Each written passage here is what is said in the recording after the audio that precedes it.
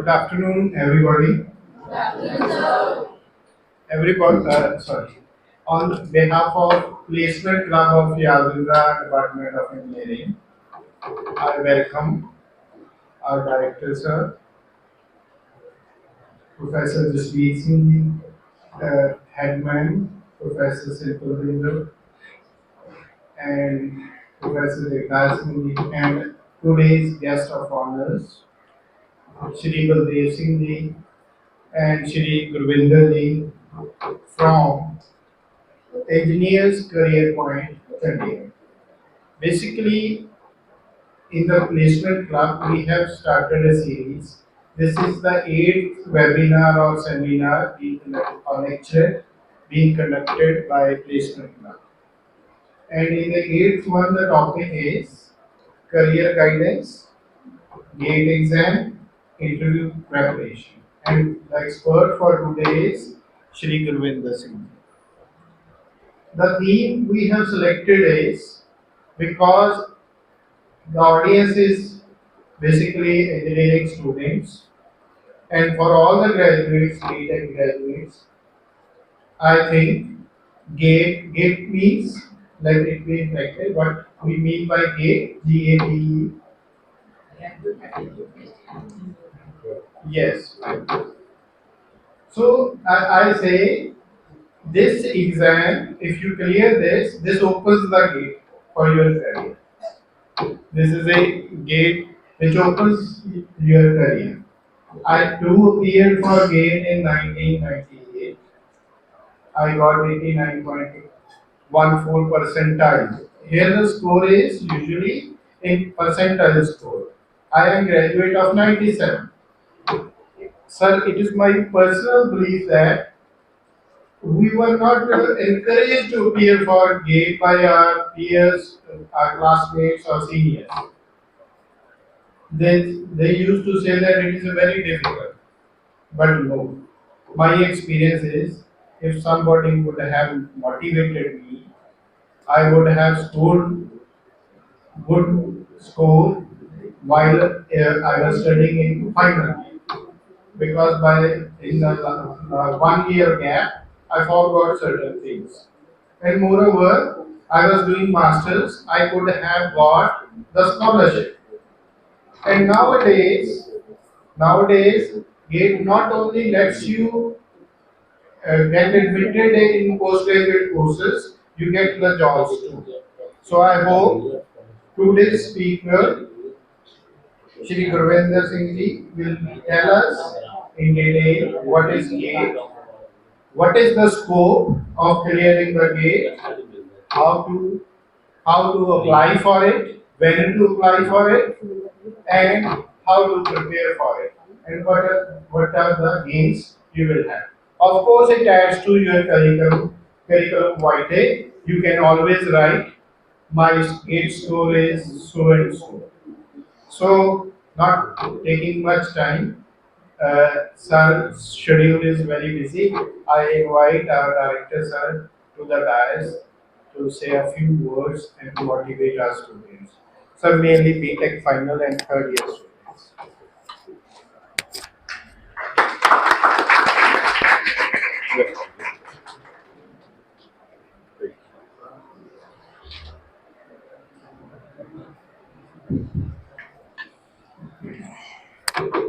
Good afternoon, everybody. Our guests, Mr. Gurvinder Singh and Mr. Baldev Singh from Engineers Career Point. We welcome you all here on this campus, and I think it's a great opportunity for my students to learn from them, right? As you can very well see that with the opening up of so many private institutions, private universities, the marks alone cannot be relied upon. I'm not saying that marks you score are they count nowhere, but they cannot be relied upon the way the private institutions they give marks, right? So there is always a question mark. So there, uh, the entrance examination becomes a must for every kind of job. You go for any kind of, you apply for any kind of job, whether you apply in SC board or you apply for BHEL or some other institutions. Everywhere there has to be a competition, and I think it's very fair to have that. Because not only in these jobs, even I remember that when I was at Maharaja recent PTU Bhatina, I was before that I was director of the engineering college. We even conducted the entrance tests for other teachers, for recruiting assistant professors. Of course, our motive was different because you have to handle so much of pressure. When you're selecting the people, then there are a lot of critical pressures and recommendations and siparish so वो सारियां होंगी. And what I did was I reduced the marks for the interview, increased the marks for the test. Right? Now there is a person say getting say out of 30 marks, like weighted was 30 marks. And out of 30 marks, there is a person who's getting just around 10 or 15 marks. There is another person who is getting around 25, 27 or 28 marks. Now, the difference is so big that under no circumstances it can be covered up by any member in the interview. So that was just to ensure fair selection of the teachers and so that political recommendations and pressure from left and right and top and bottom, they don't affect the ultimate selection of the students. So there we had to introduce the test. Though we had a weightage given for marks scored in the UG examination, PG examination, and but more weightage was for the tests. इनको फिर हम बाजार में दूसरे घटा दिए ताकि sponsorship ना लग सके और fair selection हो. And believe me, I use the same thing for selection of even clerical staff. We have English typing test, we have Punjabi typing test, we have computer proficiency test. कहीं ऐसा ना हो कि मैं किसी बंदे को सेलेक्ट कर दूँ, क्या मुझे टाइपराइटर पे काम करना तो आता है, कंप्यूटर का तो मुझे पीपीटी बनाना नहीं आता. ऐसे बंदे को मैंने क्या करना? Right? If I'm selecting somebody, he is going to serve there for around 15, 20, 25 years.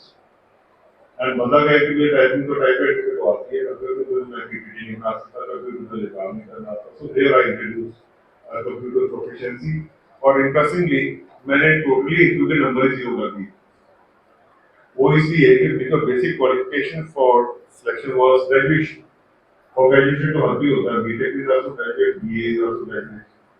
तो दबाव पढ़ना है, फिर प्रेशर पढ़ना है, उसको हैंडल करने का तरीका क्या है, इनको फिर नंबर ही उड़ा दो, राइट? और नंबर आप डिस्ट्रीब्यूट कर दो ऑन पंजाबी टाइपिंग.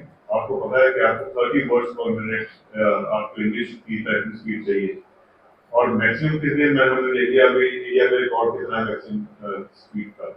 अगर 30 वर्ड्स है तो इसलिए 100 वर्ड्स पर मिनट की उसको मैक्सिमम 10 नंबर देके उस हिसाब से हम दिखाते गए. क्वालिफाइंग वाज 30 वर्ड्स जो पंजाब सरकार ने लॉन्च.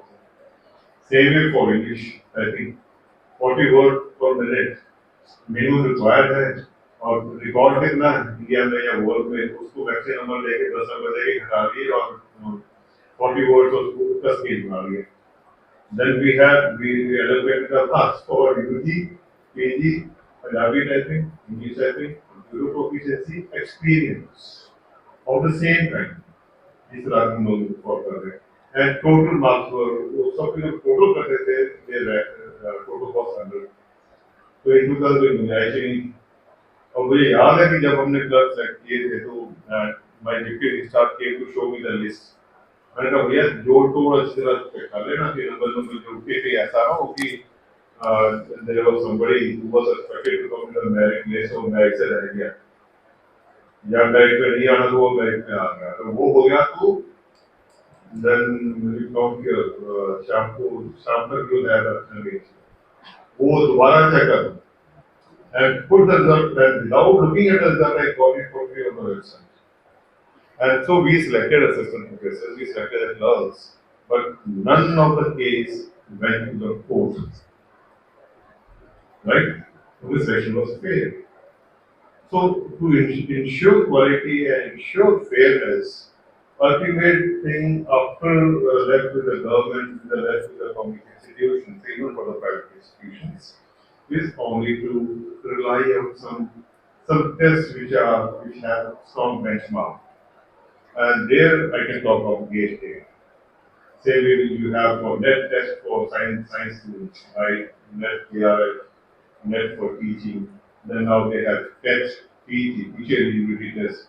जहाँ पे पता नहीं एक दो हुआ है कि हम short form some Longowal Institute of Engineering Technology slides.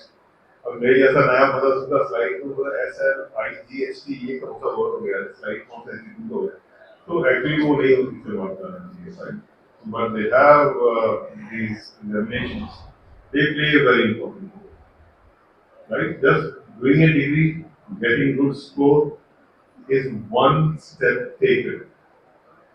Okay, one very strong step taken, but that ultimately will not get you a job. For that, you will have to appear in the entrance examination, especially if it is of national level like GATE, then obviously that GATE score will be relied upon by most of the institutions whenever they hire their persons. This is true. And not only that, there are people who go for even I'm from science background, right? Even our students from MSc background, they used to take admissions in MTech, like even your vice chancellor, Professor Arvind. He did his MTech from IIT Kanpur. They cleared GATE at the end. MSc physics के बच्चे भी they used to be eligible because they had to GATE is supposed to be MTech. Like you will actually go to job लेनी है, so you need GATE score. और कई जगह ही आपको चीजें होती हैं. So just getting good score is not enough. Polishing is a must. मैं तो ये कहता हूँ कि completive graduation from once you complete your graduation, further एकदम से अगर जॉब के लिए जाना चाहते हैं तो go to some good place. It could be Chandigarh, it could be Delhi, it could be anywhere, and take training for 6 months. Dedicated training for 6 months to clear a competition. किसी बार try किया आपने उसमें तो का एक office system नहीं है कि आपने 5 जगह ट्राई किया तो उसमें एक हो जाए जब तक आप तैयार नहीं वो तो फिर आप वो जैसे जैसे आप अगर बिना तैयारी के आप ये होते जाओगे it will kill your confidence it will affect your confidence in activity best thing is to जब लड़ाई के मैदान में उतरना है तो फुली प्रिपेयर होना बिना उसको उतरोगे तो फिर मर जाओगे right so that's why I think people like Ravinder Singh here, Pradesh Singh here, that's guide you there. And into is another thing that is very important. I think we have talked about this also earlier also. Like whenever you organize a program here, like now your placement club has organized this program, right? So the students who are involved in the activities of placement club, madam, they should be given certificates of that they were the people who conducted this program. They were good team members. They were good organizers. आप इस तरह उन्होंने certificate दिया उन्होंने बनाना.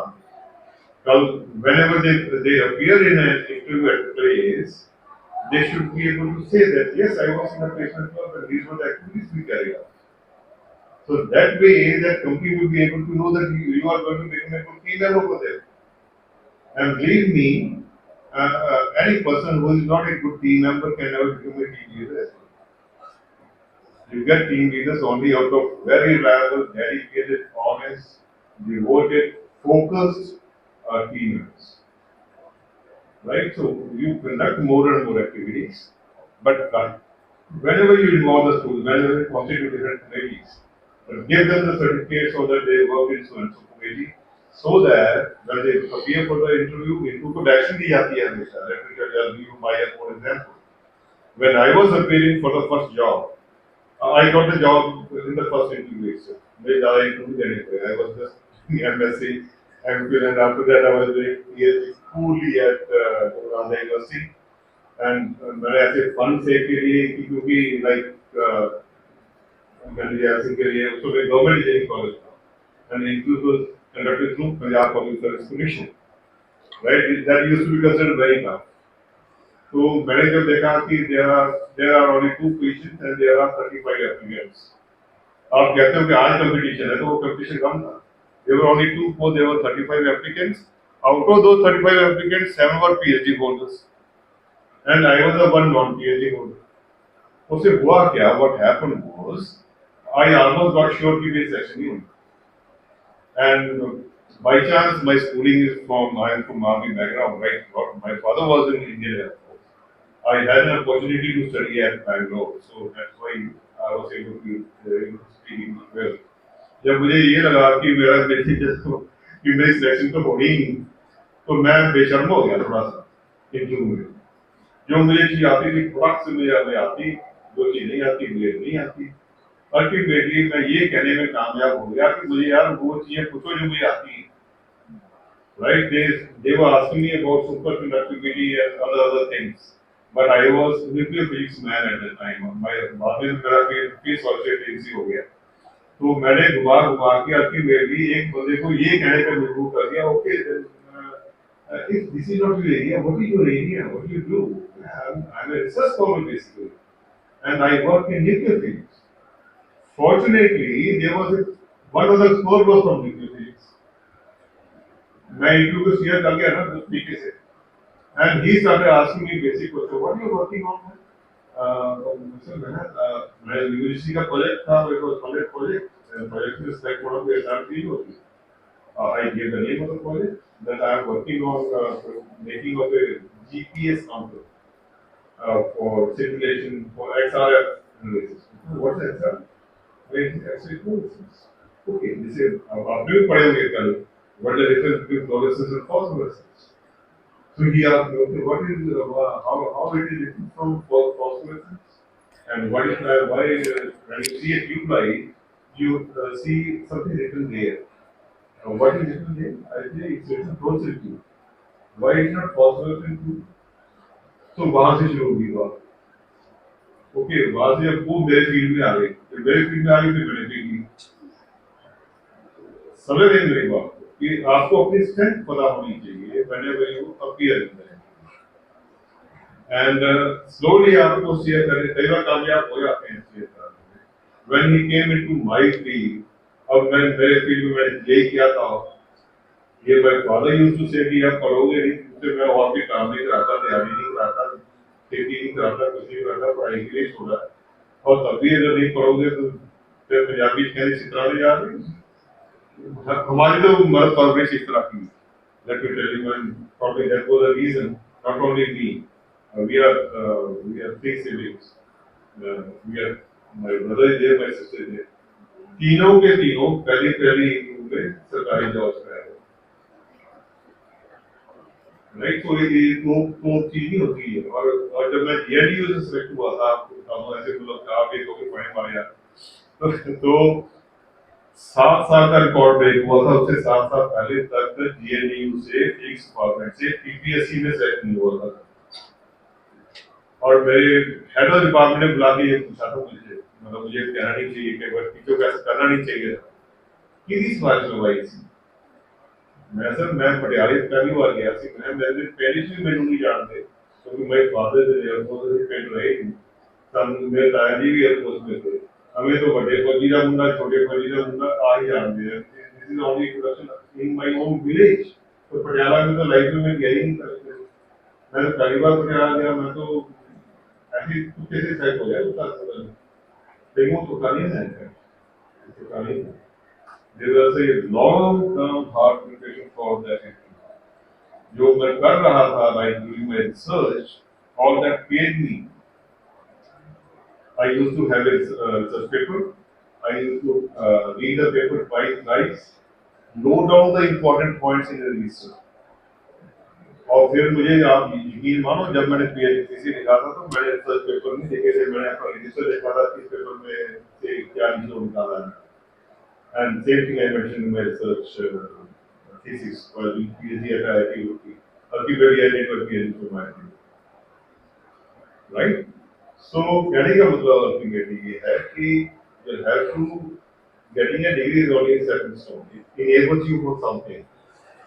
But reaching your goal will really require very hard, dedicated work. Right? And other entrance examination, ये कोई competition आता नहीं है कि आज competition हो गया. Competition पहले भी था. All competition, tough competition now. And competition is going low again, and the people are here. So, मैं इंटरव्यू का डॉक्टर आपको दे दिया है, right? तो इसी तरह से इंटरव्यू होता है. It depends how you play around with it, right? And मुझे ये कहा था कि the chairman of the interview is from army, and he was Bulgarian. He was from Bulgaria.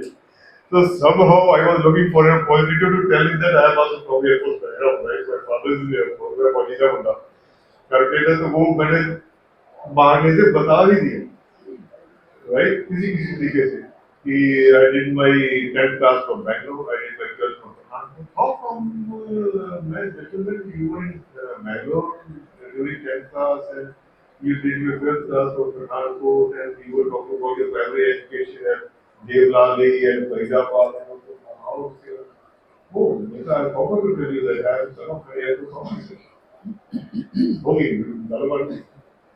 So वो फौजियों का बड़ा होता है, फौजियों में लेकिन करने चाहते हैं और कारण है उसका.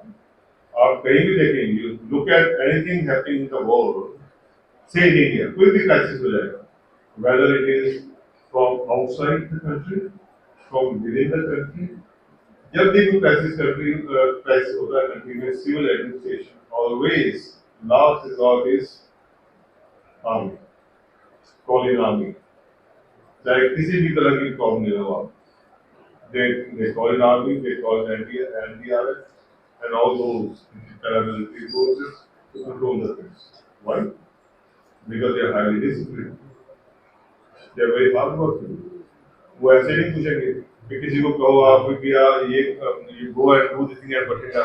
नहीं सर, मैंने जो काम बहुत है सर, मेरे जो बच्चा बहुत छोटा है सर, वो मेरी मिसेस स्कूल जाती है, मैं जाकर मतलब खाना थोड़ा ये नहीं चलती वहाँ, ऐसा नहीं चलता है, और प्राइवेट जॉब में भी ऐसा नहीं चलता है. So I just wanted to tell you that in fact I myself I keep on going for giving motivational lectures sometimes. I have been invited many times. So I give this kind of programs, right? और भी है देने के लिए, फिर कभी देंगे. So माल में काफी लगता है, सारा आदमी बाहर हुआ तो बाद में कैसे लाऊंगा, right? So yeah. So thank you very much, sir, from team from India Career Point for helping. Best thing would be how much you can get out of them. No, then depends on you. समझ आ गया? मतलब sir सुनते एक कान से मैं निकाल देना नुकसान आपका है, right? एक बार ऐसा कोई कॉम्प्रोमाइज मैंने ये कहा था कि मेरे लिए पढ़ने से छोड़ के घर आए और आज नहीं तो अगर लगता है कि तुमसे पहले से लोगों ने ऐसी कर ली, बाद में लोगों ने ऐसी कर ली, दूसरा आसमान का तारा थोड़ी है ना, ये किसी आदमी कारण नहीं कि मेरे बातें कर रहे थे, कल छड़ी आज ही छड़ के वापस आया, मेरे को ऐसा टीका लगाया, मैं उसके बाद फिर मैंने नहीं बात की, क्योंकि मेरे दो साथी छोड़ के आ गए. So I was infected by that. Bacterial infection बड़ी जल्दी होती है. आज जब मैंने उनसे बात करी, कहते यार सिर्फ क्या नहीं करांगे, बैक्टीरिया का पेपर दवाएंगे, आईएएस दवाएंगे, कंबाइंड डिफेंस सर्विस दवाएंगे, and we'll settle down before you settle. मेरे को फिर लग गया, मुझे अच्छा, मैं ये मुझे पहले सेटल हो जाएगी, मैं एमएससी में लगे कार्य हूँ, एमएससी करूँगा, एटलो करूँगा, पढ़ाई सेटल होगा नहीं होगा, कॉपी जॉब मिलेगी, स्कूल में टीचर की जॉब मिलेगी, प्राइमरी टीचर की जॉब मिलेगी, क्या मिलेगी, ये अवसर लग जाएंगे सारे. और मैं जाके अपने फादर को कहता हूँ कि नहीं पापा, you are wasting my time and your money, कहते you don't have to worry about my money, right? कहते ठीक करना की है, मैं पापा मैं सोच रहा हूँ कि मैं ना एमएससी छोड़ दूँ और मैं कंपटीशन की तैयारी करूँ. कहते ये बहुत कंपटीशन 6 महीने ना निकले तो पहले पे युवा मेन लेके देनी मत खेती आप रहोगे. कहते हैं सोनी से हारी दिया फसला दे नाम नहीं पता, तेरे में पेड़ पे 6 महीने वेट करूंगा. मैं लग गया जबरदस्ती का लग गया. हमारे यहाँ फौज में ना बूस्टर डोज नहीं होता, सिंगल डोज होता है, राइट? तो ये मेरे वास्ते कर रहे हैं, ये काम कर नहीं आ सकती. अगर बंदे को फर्क तो होके काम नहीं होगा, ना कोई दिहाड़ी ना दोपहर ना कोई पट्टे भी होंगे ना कुछ करना. चला भाई वाले चलिए तानी ये दादा ऐसा पेन जो इसका गोल पास जाके कह रहे भी मैं जीप, क्योंकि फौज में तो जीप हो जाती है, जीप तेन छड़ के आऊगी बस स्टैंड 6 बजे, you should leave Pathankot Pathankot छड़ के आओगे 9 बजे अमृतसर पहुंचेगा, शामी 6 बजे तेन बस अड्डे से जीप तेरी वेट कर रही होगी, दिल्ली पिछड़ा गोल करके वापस आ जाए। जो मैं अच्छा मैं एक्चुअली मैं झूठ नहीं मारदा नाल दे स्कूल ਦੇ ਜਿਹੜਾ ਮਾਰਦੇ ਹੁੰਦੇ ਬੜੇ ਤੇ ਪੇਪਰਾਂ ਤੋਂ ਪਹਿਲਾਂ ਕਿੰਨੀ ਕੁ ਤਿਆਰੀ ਹੋਈ ना, हर बंदा कहता है मेरे को कुछ भी नहीं होगा, मेरे को बहुत घट तैयारी हुई नहीं कहने हो। अच्छा मैं जे मैं अपने नालदे ਨੂੰ ਜਾ ਕੇ ਪੁੱਛਿਆ ਜਾਵੇ ਵੀ ਯਾਰ ਕਿੰਨੀ ਤਿਆਰੀ ਹੋਈ, ਹਾਂ ਮੈਨੂੰ ਤਾਂ ਕੁਝ ਵੀ ਨਹੀਂ ਹੁੰਦਾ ਤੇ ਮੇਰੀ ਤਿਆਰੀ ਹੋਈ ਨਹੀਂ, ਮੈਂ ਜਿੱਦਾਂ ਤੂੰ ਕਹਿਣਾ ਫਿਰ ਤੇ ਇਦਾਂ ਹੀ ਹੋ ਗਿਆ ਰਾਈਟ।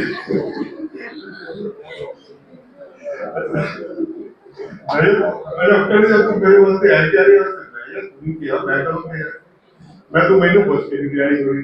अच्छा मैं भजा दे करके भी सुरक्षा के गांधी से ले जाके वो दाल भी पा जाए थी सारी चीज ना यार, वो सारे कर दो ते मैं अभी ते पीछे पर देखे मोर नंबर का दौड़े मोर क्यों स्पेशल ग्राम में नंबर दिया है कितनी का बात सुन जाओ काम नहीं होया ते फिर अच्छा फिर मैं कह यार ये तेरी अच्छा मुझे बिल्कुल नहीं होता यार, लाइक सारे लोग की ਹੁੰਦਾ ਸੀ 8 ਚੈਪਟਰ ਹੁੰਦੇ ਸੀ, ਉਹਨਾਂ ਚੋਂ 5% 8 ਕੁਐਸਚਨ ਆਉਂਦੇ ਸੀ, 5 ਅਟੈਂਪਟ ਕਰਨੇ ਹੁੰਦੇ ਸੀ ਤੇ ਲੋਕ ਦੇ ਅਸੀਂ 6 ਦੀ ਤਿਆਰੀ ਕਰਦੇ ਹੁੰਦੇ ਸੀ, ਉਹਨਾਂ ਚੋਂ ਬੜੇ ਵਧੀਆ ਆਰਾਮ ਨਾਲ ਚੰਗੇ ਕੁਐਸਚਨ 4 ਅਟੈਂਪਟ ਹੋ ਜਾਂਦੇ ਸੀ, 4 ਸਾਢੇ 4 ਯਾਨੀ ਕਿ 10% ਦਾ ਅਟੈਂਪਟ ਹੋ ਗਿਆ 7 ਰਾਈਟ। ਉਹ ਮੇਰੇ ਦੋ ਚੈਪਟਰ ਵੀ ਨਹੀਂ ਤਿਆਰ ਹੋਏ ਵੀ ਨਹੀਂ ਯਾਰ, ਮੇਰਾ ਨਤੀਜੇ ਚਲੀ ਜਾਂਦਾ ਤੇ ਮੈਨੂੰ ਲੱਗਾ ਯਾਰ ਇਹ ਸਾਰੇ ਲੋਕ ਤਾਂ ਆਮ ਬੈਠੇ ਪ੍ਰਿਪੇਅਰ मैं कह तेरी की तैयारी नहीं यार, मेरे 4 हो गए, 1 चैप्टर हो गया तो ना 2 4 करते हैं वो मैं बैठो बाकी ये 4 करते हैं मैं उसके लिए वही चीज मैं कर सकता। So I stayed that and look here we were 11 people in the class, दो कुड़ियां सी, कुड़ियां हमेशा तो ही पढ़ाती रही हैं, बड़ी उन्होंने काफी कोई नहीं होता, मुझे भी काम बड़े होते हैं। आई होप यू अंडरस्टैंड के ये काम होते यूनिवर्सिटी कॉलेज की मुझे काम करते हैं right.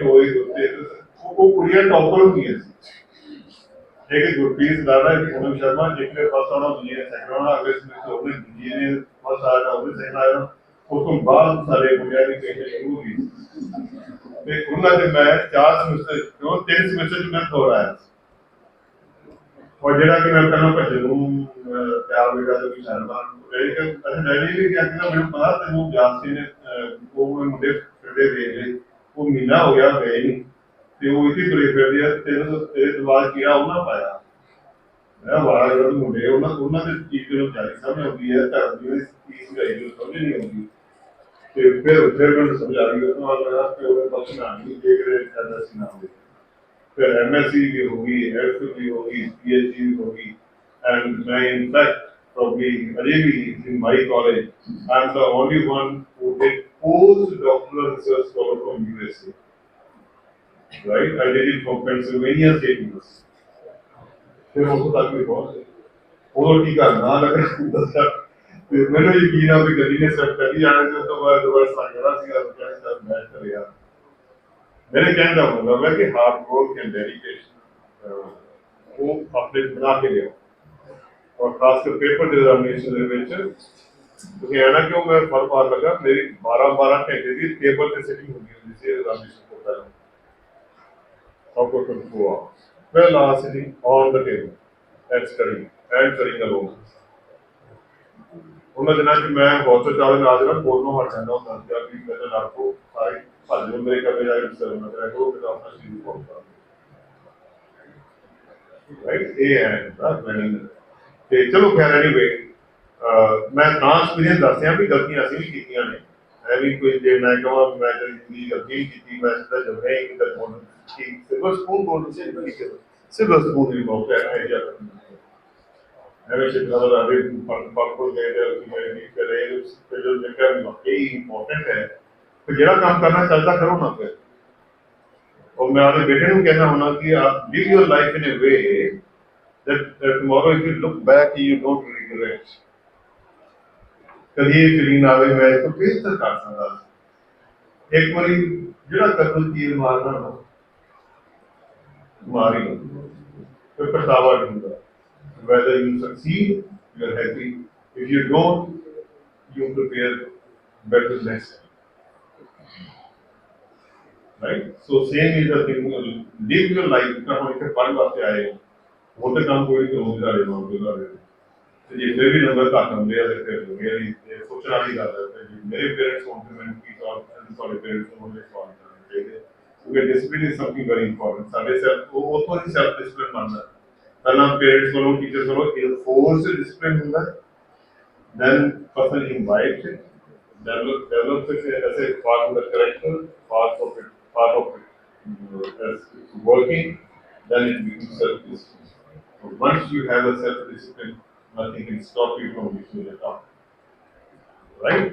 So best wishes for the future, for future individuals, and try to get maximum out of engineers career point, especially in this field. Thank you so much. Thank you.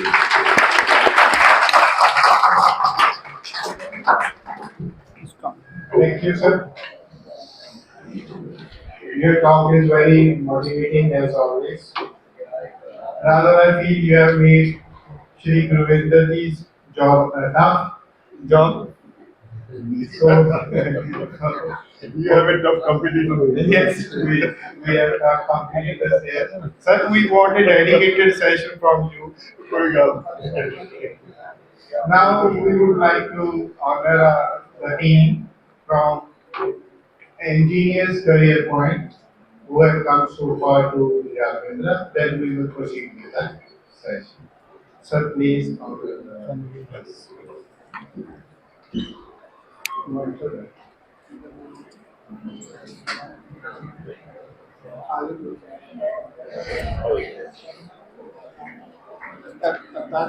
आज ये projector नु career परिणाम for a white या करें sir.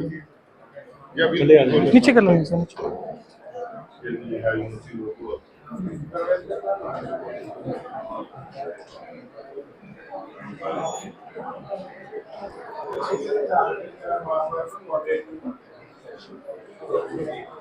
बच्चा हाँ जी, ये भी चीज में भी साढ़े 12 बच्चे।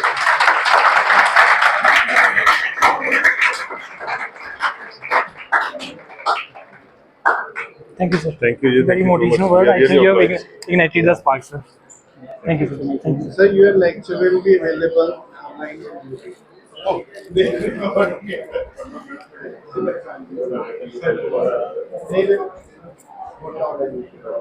Thank you, sir. Okay, thank you. Thanks, sir. Thank you. Yeah.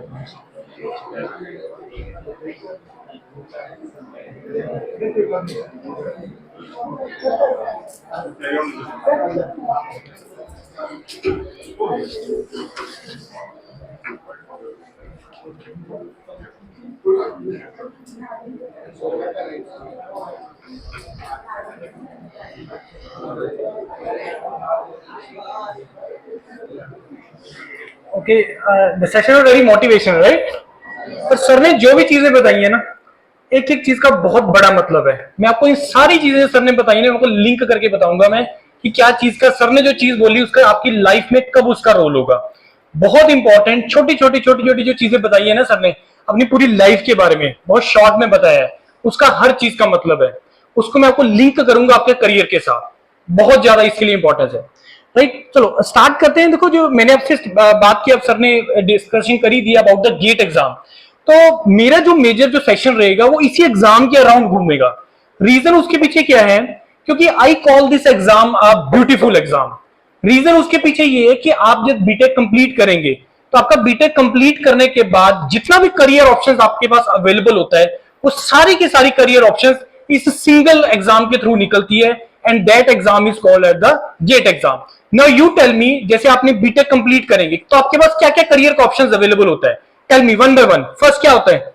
Immediate placement का ऑप्शन, राइट। सेकंड, और क्या हो सकता है? गवर्नमेंट जॉब के लिए देखोगे आप लोग। तीसरा, पब्लिक सेक्टर के लिए आप जा सकते हैं। पब्लिक सेक्टर के बारे में पता है?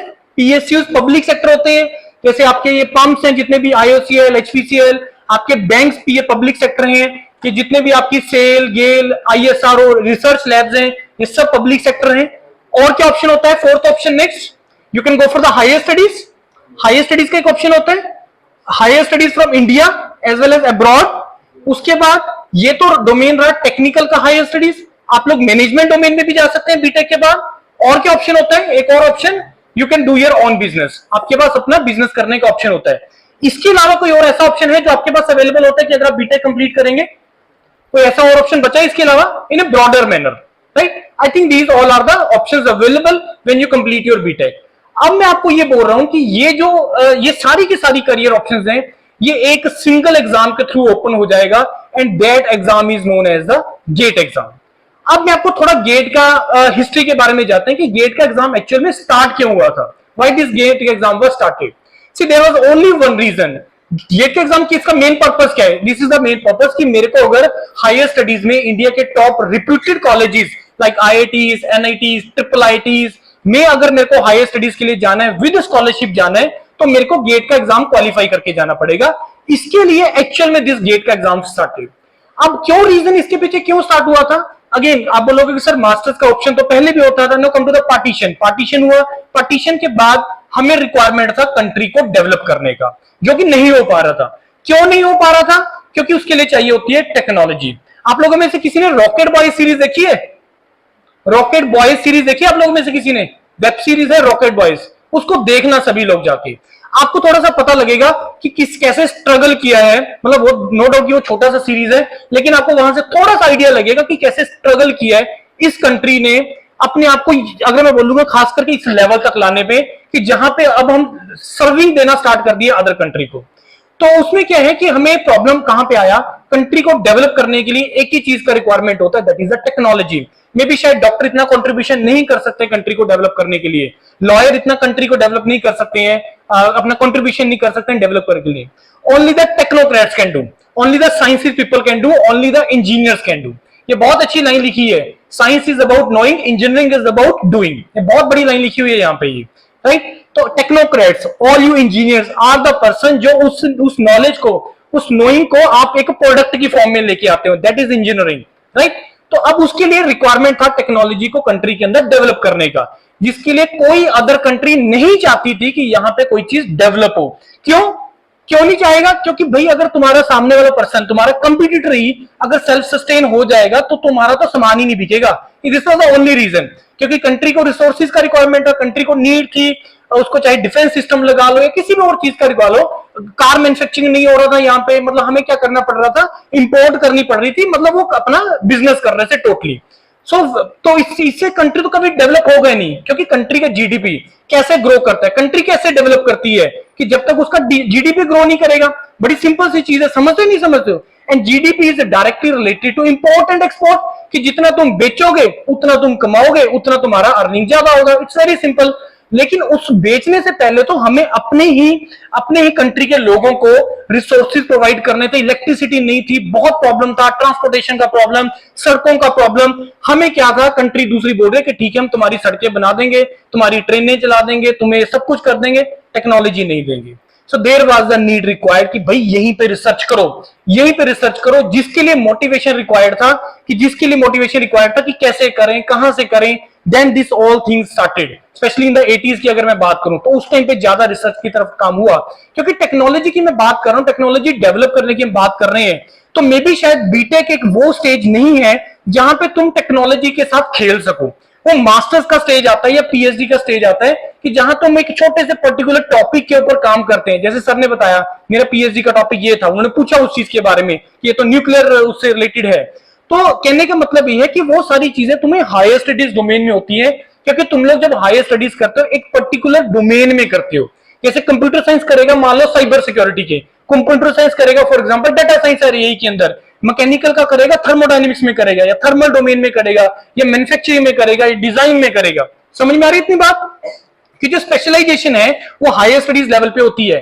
तो उस चीज को प्रमोट करने के लिए they started this GATE exam. क्या सर उससे पहले हायर स्टडीज नहीं होती थी? बिल्कुल होती थी। तो पर्पस क्या था इससे? पर्पस ये था कि तुम्हें अगर जाना है हायर स्टडीज में तो तुम एक एग्जाम कंप्लीट करके आओ, अपना नॉलेज उतना एक्वायर करके आओ उस चीज को लेके, और फिर उसके बाद तुम वहां पे जाओ अच्छे कॉलेजेस, आईआईटीज, आईएससी, उस टाइम से आईएससी तो पार्टीशन से पहले गए, तो वहां पे जाके तुम रिसर्च करो, और ऐसा रिसर्च करो, कुछ ऐसा काम करो जिससे सोसाइटी की फुलफिलमेंट हो।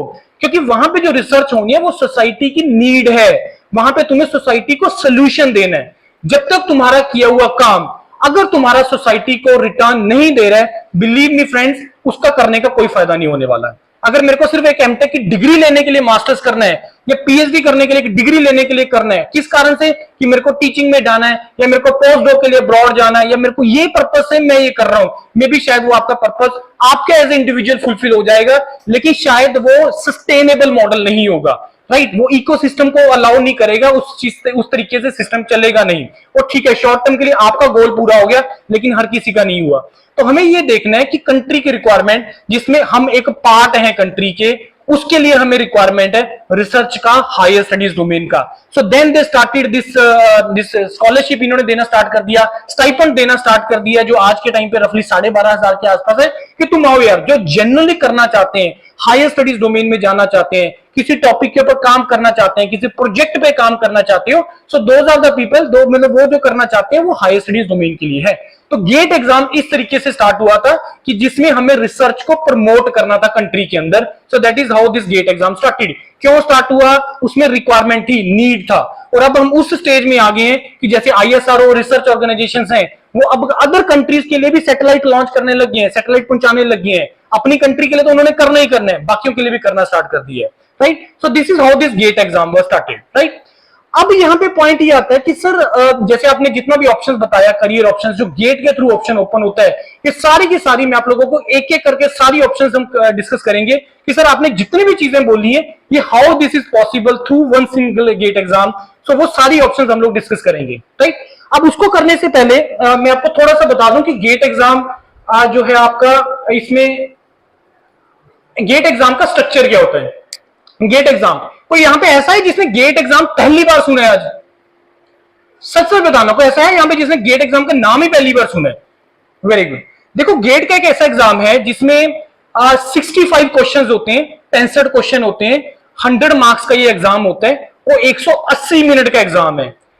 पूरे इंडिया के अंदर कोई भी ऐसा एग्जाम नहीं है जहां पे तुम्हें पर मिनट एवरेज जो है वो 3 मिनट का टाइम मिल रहा हो एक क्वेश्चन के अंदर।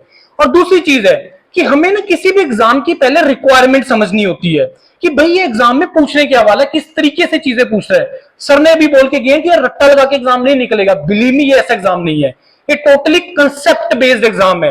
ये रट्टा लगा के आप क्वालिफाई नहीं कर सकते, ये आप क्रैम करके क्वालिफाई नहीं कर सकते। इसके लिए आपको अपनी इंजीनियरिंग की समझ रखनी पड़ेगी। अगर आपको अपने सब्जेक्ट्स का, आपको अगर अपनी इंजीनियरिंग की समझ है तो आप इसी एग्जाम, और बहुत ही सिंपल एग्जाम है, उनके लिए जो चीजों को समझ के करते हैं, रट्टा लगा के नहीं करते हैं। पहला चीज ये अभी दिमाग में बता लो। दूसरा चीज, वो कभी भी इस एग्जाम में मार नहीं खाएगा जो एक स्ट्रेटेजी को फॉलो करेगा। भाई मेरे को जब इलेक्ट्रॉनिक्स का पेपर इतना टफ आता है, उसमें 25-30 क्वेश्चन नंबर का इतना ऐसा पार्ट आता है जो मतलब बहुत ही ज्यादा डिफिकल्ट है डेफिनेटली, और ये फैक्ट है। इलेक्ट्रॉनिक्स के अंदर 20-25 नंबर का कुछ ऐसा पार्ट आता है, स्पेशली फ्रॉम कम्युनिकेशन या ईएमएफटी के अंदर कुछ ऐसा पार्ट आता है जो थोड़ा डिफिकल्ट होता है। उसको छोड़ो एक साइड पे, 70-75 एग्जाम मार्क्स के हिसाब से स्ट्रेटेजी बना के चलो कि मेरे को 70-75 नंबर का ही प्रिपेयर करना है। और मेरे लिए जो जितना भी ऑप्शन ओपन हो जाएगा, आज के टाइम की सिचुएशन की बात कर रहा हूं, अगर तुम 40 नंबर भी ले आते हो ना, तुम्हारे लिए करियर का ऑप्शन ओपन हो जाता है गेट एग्जाम के थ्रू। उसके थ्रू ये सारा ऑप्शन ओपन हो जाएगा। और 40 नंबर लाना कोई डिफिकल्ट काम नहीं है। 65 क्वेश्चन में से मेरे को 40 नंबर का 40 क्वेश्चन ही करने हैं, सही तरीके से अटेम्प्ट करने हैं, जिसमें 1 मार्क क्वेश्चन भी है, 2 मार्क क्वेश्चन भी है। जैसे सर ने बताया लक के ऊपर नहीं होगा। अब वो चीज इन्होंने कैसे अवॉइड किया? पहले ये पेपर होता था टोटली मल्टीपल चॉइस क्वेश्चन होता था, 4 ऑप्शन होती थी। इसमें 3 टाइप ऑफ क्वेश्चन आते हैं। एक तो हो गया मल्टीपल चॉइस क्वेश्चन, दूसरा हो गया मल्टीपल सिलेक्शन क्वेश्चन, जिसमें क्वेश्चन आएगा और आंसर, एक से ज्यादा आंसर उसमें राइट हो सकते हैं। तीसरा टाइप ऑफ क्वेश्चन इसमें आएगा numerical answer type question, filling the blank, जिसमें तुझसे तुम्हें वैल्यू पुट करनी है, उसकी नेगेटिव मार्किंग नहीं होती है न्यूमेरिकल आंसर टाइप की, राइट? अदरवाइज 1 मार्क क्वेश्चन का 0.33 का नेगेटिव होता है और 2 मार्क्स क्वेश्चन का 0.66 का नेगेटिव मार्किंग होता है। ये गेट एग्जाम का है। उसके बाद सर 100 नंबर में से कैसे कैसे आएगा? 100 नंबर में से जो 30 नंबर है वो आएगा आपका नॉन टेक्निकल पार्ट, जिसमें से 30 में से 15 नंबर आएंगे आपके इंजीनियरिंग मैथमेटिक्स। आप लोग पढ़ते हैं M1, M2, M3 numerical methods ये पढ़ते हैं नहीं पढ़ते हैं? तो ये 15 नंबर का आपको आएगा। और 15 नंबर का जो आएगा, आपने जो 10वीं तक का पढ़ा हुआ है, quantitative aptitude, math, LCM, HCF, ये सभी लोग करके आए हैं, प्रॉफिट लॉस वगैरह करके आए, नहीं करके आए 10th तक? 10th के बाद किया ये नहीं किया। उसके बाद रीजनिंग, हम लोग सीरीज पढ़ते हैं, नंबर सीरीज वगैरह पढ़ते हैं, अल्फाबेटिक सीरीज पढ़ते हैं, सिटिंग अरेंजमेंट पढ़ते हैं, एजेस वाले क्वेश्चंस होते हैं, ब्लड रिलेशंस वाले क्वेश्चंस होते हैं, that is the reasoning part. तीसरा आ गया इसमें इंग्लिश।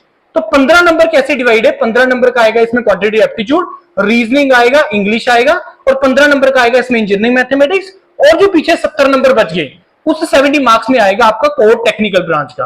कंप्यूटर साइंस है तो कंप्यूटर साइंस से रिलेटेड आएंगे आपके 9-10 सब्जेक्ट्स हैं, इलेक्ट्रॉनिक्स से 7-8 सब्जेक्ट हैं, मैकेनिकल के कुछ 12-13 सब्जेक्ट्स हैं, राइट। इस तरीके से ये एग्जाम का जो स्ट्रक्चर होता है, तो 70 नंबर का आपका आएगा टेक्निकल पार्ट और 30 मार्क्स का आएगा आपका नॉन टेक्निकल पार्ट। स्ट्रेटेजी बना के चलोगे बच्चे, आपके दिमाग में आ रहा होगा अच्छा 70 नंबर टेक्निकल है, मे भी शायद मेरे लिए थोड़ा डिफिकल्ट है, 30 नंबर जो है नॉन टेक्निकल पार्ट है, मे भी शायद मैं उसको बड़े इजीली कर सकता हूं। और बिलीव मी, जैसे मैं बोला स्ट्रेटेजी का, इस 30 में से तुम 20 number very easily you can score. Minimum target ऐसे लेके चलना है, इस तरीके से तैयारी करके चलनी है हमें कि 30 में से 20 नंबर मेरे को मिनिमम इस पार्ट से लेके चलने। फिर 70 पार्ट नंबर जो टेक्निकल बचा, जिसमें तुम मिनिमम 20 नंबर लेके आओ, 40 नंबर लेके आओगे, करियर ऑप्शन ओपन हो जाएगा। करियर ऑप्शन क्या हो जाएगा? इससे ओपन हो जाएगा। इस बार की मैं बात बता रहा हूं, अभी गेट 2022 के बेस पे जो है गवर्नमेंट जॉब का भी ऑप्शन होता है इसमें। जैसे पंजाब का पीएसपीसीएल है, Punjab state power corporation limited में भी शायद यहाँ पे कोई इलेक्ट्रिकल का नहीं है, सिविल का नहीं है, तो इसमें जो इलेक्ट्रिकल का कट ऑफ था जनरल कैटेगरी के लिए 25 नंबर आ गया। 25 नंबर जिसके आए थे उसका एसडीओ लग गया, assistant engineer. 16 number reserve category थे, जिसके 16 नंबर आए वो नौकरी ले गया। और 125 के आसपास सीटें निकाली थी, जिसमें ओनली 64 सीटें फिल हुई हैं, 61 सीटें फिल ही नहीं हुई हैं, वेकेंट रह गई है। मैं आपको पंजाब की सिचुएशन बता रहा हूं मैं, और उस 64 में से भी 5-7 अदर स्टेट के होंगे जिनके पास पंजाबी होती है। मेरे कहने का मतलब ये कि वो हम लोग जो रोना रोते हैं कि जॉब्स नहीं है, अपॉर्चुनिटीज नहीं है, बिलीव मी बहुत अपॉर्चुनिटीज अवेलेबल है, बहुत अपॉर्चुनिटीज अवेलेबल है। लेकिन प्रॉब्लम कहां पे है कि मेरे को पता ही नहीं है कि सर जितना आप इतना जोर देके बोल रहे हो कितना अपॉर्चुनिटीज अवेलेबल है, वो है कहां पे। हमें तो सर आइडिया ही नहीं पता लगता, हमें तो पता ही नहीं उस चीज के बारे में। Airport authority of India, her branch का बच्चा उसके अंदर बच्चा जा सकता है। अभी कल परसों आया नोटिफिकेशन, 496 वैकेंसीज है उसके अंदर, 496 500 वैकेंसीज। ड्रीम जॉब है वो, एक स्पेशली इंजीनियर के लिए dream job, air traffic controller का होता है वो जॉब। तो ऐसी बहुत अपॉर्चुनिटीज होती हैं कि जो तुम पूरे साल में अवेल कर सकते हो। कम से कम बीटेक जब तुम कंप्लीट करेंगे, more than 100 exam you can right in a single year. तो मैं तुम्हें ये सारी ऑप्शन बता के चलूंगा कि वो सारी ऑप्शंस क्या क्या है और कैसे उसको ओपन करना है। गेटिंग माय पॉइंट और नॉट? दूसरा, गेट एग्जाम के बारे में हम डिस्कस कर रहे थे। देखो गेट एग्जाम का जो सबसे बड़ा ब्यूटी क्या है, कुछ पॉइंट सर ने भी ऐड किए, I am adding on those points. GATE exam एक ऐसा एग्जाम है, सर ने बोला उसको आप सीवी में लिख सकते हो। मैं आपको बोल रहा हूं कि गेट एक ऐसा एग्जाम है जिसको आप लाइफ लॉन्ग अपने सीवी के अंदर लिख सकते हो। कोई और एग्जाम नहीं है कि जिसको तुम पूरी लाइफ अपनी उसमें सीवी में लिख सको। क्योंकि गेट एग्जाम का मतलब क्या है? देखो गेट क्या है, इसका फुल फॉर्म क्या है? Graduate aptitude test in engineering. ये क्या है? इंजीनियरिंग का एप्टीट्यूड टेस्ट है, इंजीनियरिंग एप्टीट्यूड टेस्ट है, यही मतलब निकला ना। मतलब गेट एग्जाम क्वालिफाई करना, सर ने बोला कि 8-9 सीजीपीए प्राइवेट में दे रहे हैं, ये हो रहे हैं, क्या वो गारंटी है कि अगर किसी का 9 सीजीपीए, आपका 6 सीजीपीए, तो उसका नॉलेज ज्यादा, आपका नॉलेज कम है? क्या ये है इस चीज का प्रूफ? नहीं है। लेकिन गेट एग्जाम इस चीज का प्रूफ है कि अगर वो 6 सीजीपीए वाला भी क्वालिफाई कर लेता है या 9 सीजीपीए वाला भी क्वालिफाई कर देता है, तो वो क्वेश्चन मार्क नहीं आएगा कि इसका इंजीनियरिंग का अंडरस्टैंडिंग नहीं है। अगर गेट तुम क्वालिफाई करते हो, उसका मतलब ये होता है कि तुम्हें सामने वाले बंदे को जब तुम बोलते हो sir I am GATE qualified, तो पहली चीज उसके दिमाग में आएगी शुक्र है इसको इंजीनियरिंग का कुछ तो नॉलेज होगा। समझ मेरा पॉइंट? अदरवाइज सीजीपीए इसके बेस पे नहीं डिसाइड हो सकता है। गेट एग्जाम का ये सबसे बड़ा ब्यूटी है। दूसरा, कल को तुमने कहीं पे भी जाना है, चाहे तुम इमीडिएट एज ए फ्रेशर जाओ या अपने एक्सपीरियंस के बेस पे जाओ, तुम इस गेट एग्जाम मेरा क्वालिफाई है सर, इसको तुम पूरी लाइफ अपने उसके ऊपर लिख सकते हो, अपने रिज्यूमे के ऊपर, अपने सीवी के ऊपर। जैसे हम लोग रिक्रूटमेंट करते हैं, टीचर्स का रिक्रूटमेंट करते हैं, किसी को 10 साल का एक्सपीरियंस है, किसी 12 साल से मैं पढ़ा रहा हूं, सर मैं ये कर रहा हूं, हम उससे एक क्वेश्चन पूछते हैं, तो तुमने गेट का एग्जाम दिया, कभी गेट क्वालिफाई किया है? अगर उसने क्वालिफाई किया, हम उसको एक बेनिफिट देंगे। आप लोग 3rd ईयर में गेट का एग्जाम लिख सकते हैं, पहले आप लोग नहीं लिख सकते थे, पिछले 2-3 साल से अलाउ किया है। प्लेसमेंट के लिए कंपनीज आती हैं। अब सोच के देखो कि 5 लोग इंटरव्यू के लिए पहुंचे हैं, उस 5 में से अगर एक बच्चे का गेट क्वालिफाई है, आपको नहीं क्या लगता कि वो इंटरव्यू उसको बेनिफिट देगा? 101% उसको बेनिफिट देगा, और ये बेनिफिट आपको लाइफ लॉन्ग मिलेगा इस चीज का। और गेट क्वालिफाई करना या गेट का एक प्रोसीजर से निकलना, उस प्रोसेस से निकलना, उससे लर्निंग होता है बहुत ज्यादा, बहुत लर्निंग होता है। मेरे को ये बताओ इंडिया के अंदर कौन सा एक ऐसा एग्जाम है जिसका सक्सेस रेट सबसे कम है? कौन सा एग्जाम है? हाँ, जिसका सक्सेस रेट सबसे कम है, परसेंटेज ऑफ स्टूडेंट जो क्वालिफाई करता है एग्जाम बहुत ही मिनिमम है, कौन सा है? यूपीएससी सिविल सर्विसेज का एग्जाम। कितना है? 1% से भी कम है। लाखों बच्चा उसके लिए क्वालिफाई अप्लाई करता है, कितने बच्चों को सीट मिलती है? 1200 1250, ये सीट है ना शायद इतना का इस टाइम। तो सोचो परसेंटेज सक्सेस रेट कितना कम है। गेट का कितना सक्सेस रेट है? गेट में जितना लोग लिखते हैं, कितना परसेंटेज ऑफ स्टूडेंट क्वालिफाई कर पाता है गेट? कितना? 17-18% के आसपास है। अब इसका मतलब ये नहीं है कि ये डिफिकल्ट एग्जाम है, नहीं। सबसे बड़ी चीज, जितना लोग गेट का एग्जाम देते हैं ना, उसमें से 50% ऐसा है जो देखा देखी में, अच्छा तूने गेट का एग्जाम भरा, तूने नहीं भरा, अच्छा चल मैं भी भर देता हूं। 50% ऐसे लोग होते हैं जो सिर्फ देखा देखी में फॉर्म फिल कर देते हैं और विदाउट एनी प्रिपरेशन जो है गेट का एग्जाम भर देते हैं, और उस 50% में से 10% ऐसे होते हैं जो जाते भी नहीं गेट का एग्जाम देने। पहला चीज। दूसरा, जो बचे 50%, उस 50% में से 15-20% ऐसे लोग होते हैं जो लास्ट के टाइम पे पढ़ते हैं कि चलो ठीक है वो प्रिपरेशन कर रहा है, चलो मैं भी कर लेता हूं मैं। और लेकिन जो जेन्युइनली प्रिपरेशन करता है, बहुत अच्छे तरीके से रिचुअली प्रिपरेशन करता है और स्ट्रेटेजी के साथ प्रिपरेशन करता है, यार मेरे को नहीं चाहिए 70-80 नंबर, अगर मेरा करियर 40 नंबर से बन रहा है ना, मेरे को क्या जरूरत है इतना मेहनत करने का? 40 नंबर के हिसाब से प्रिपरेशन का स्ट्रेटेजी बना के चलो, क्योंकि 40 नंबर से तुम्हारा करियर ऑप्शन ओपन होता है। चाहे मैं कोई भी ब्रांच की बात करूं, चाहे वो कंप्यूटर साइंस है, चाहे वो इलेक्ट्रॉनिक्स है, चाहे वो सिविल है, चाहे वो मैकेनिकल है, 40 नंबर से आपका करियर ऑप्शन ओपन हो जाएगा। गेटिंग माय पॉइंट और नॉट? तो कहने का मतलब है कि अगर जो स्ट्रेटेजी के साथ चलता है वो बहुत इजीली इस गेट के एग्जाम को क्वालिफाई कर लेता है। और जो मैं बात कर रहा था कि प्रोसेस की, सिविल सर्विसेज, आपको क्या लगता है कि जिसका सिविल सर्विसेज क्वालिफाई नहीं होता, आपको क्या लगता है उनको क्या बनता होगा? आपको क्या लगता है वो कोई ना कोई और एग्जाम क्वालिफाई कर लेते कि नहीं कर लेते? और बहुत इजीली कर लेते हैं। हाँ या ना? इसको वो बोल के चलना है मेरे को, जो मैं बोल रहा हूं कहीं पे गलत होगा तो मेरे को आपने टोकना है कि सर ये गलत है। बाकी लोग क्या करते हैं जिनका क्वालिफाई नहीं होता, वो अपनी स्टेट का पीसीएस का एग्जाम या और जो बहुत सारे एग्जाम्स निकलते रहते हैं, उनके लिए वो क्वालिफाई करना कोई बड़ी बात नहीं है। यही चीज मैं आप लोगों को बताने जा रहा हूं कि एग्जाम में सक्सेस मिलना ना मिलना एक अलग पार्ट है, लेकिन जब तुम प्रोसेस को फॉलो करते हो, जब तुम वो प्रोसेस फॉलो करते हो, उसमें तुम्हारा लर्निंग होता है, और वो लर्निंग जो है वो अलग अलग किसी ना किसी एग्जाम के अंदर तुम्हें उसका बेनिफिट मिलता है। और वो कौन से एग्जाम है सर? गेट के अलावा कौन से एग्जाम है जो मिलते हैं? सारे बताऊंगा मैं आपको। मैं समझ रहे हो पॉइंट? समझ रहे हो कि नहीं समझ रहे हो? तो गेट एक प्रोसेस है, एक प्रोसीजर, उसको फॉलो करना है हमें, और रिजल्ट तो एंड में ही है। मैंने सर पूरा साल मेहनत किया सर, 3 घंटे में बीमार पड़ गया, मैं सर ट्रैफिक जाम में फंस गया, मैं सर दे ही नहीं पाया, अपना बेस्ट दे नहीं पाया, मैंने पूरा साल मेहनत किया। क्या वो 3 घंटे डिसाइड कर सकते हैं आपकी सिलेक्शन या रिजेक्शन या आपका करियर? यस, अगर अच्छा होता तो डिसाइड करेंगे, अगर अच्छा नहीं होता तो इसका मतलब ये नहीं है कि वो 3 घंटे के बेस पे तुम्हारी जिंदगी सारी बन जाएगी या वो हो जाएगी, ऐसा नहीं है। समझ रहे हो नहीं समझ रहे हो? क्योंकि मैं बोल रहा हूं ये प्रोसेस है, प्रोसीजर है, लेकिन आपको रिचुअली उस प्रोसीजर को फॉलो करना है। अगर मैं आपको कुछ स्ट्रेटेजी देके जाऊंगा तो उसको फॉलो करना है। ऐसा नहीं करना है कि मैं बोल रहा हूं कि 2 घंटे डेली पढ़ो, चल यार कल संडे आराम से पढ़ लेंगे, कल 4 घंटे लगा लेंगे, बिलीव मी नहीं होगा।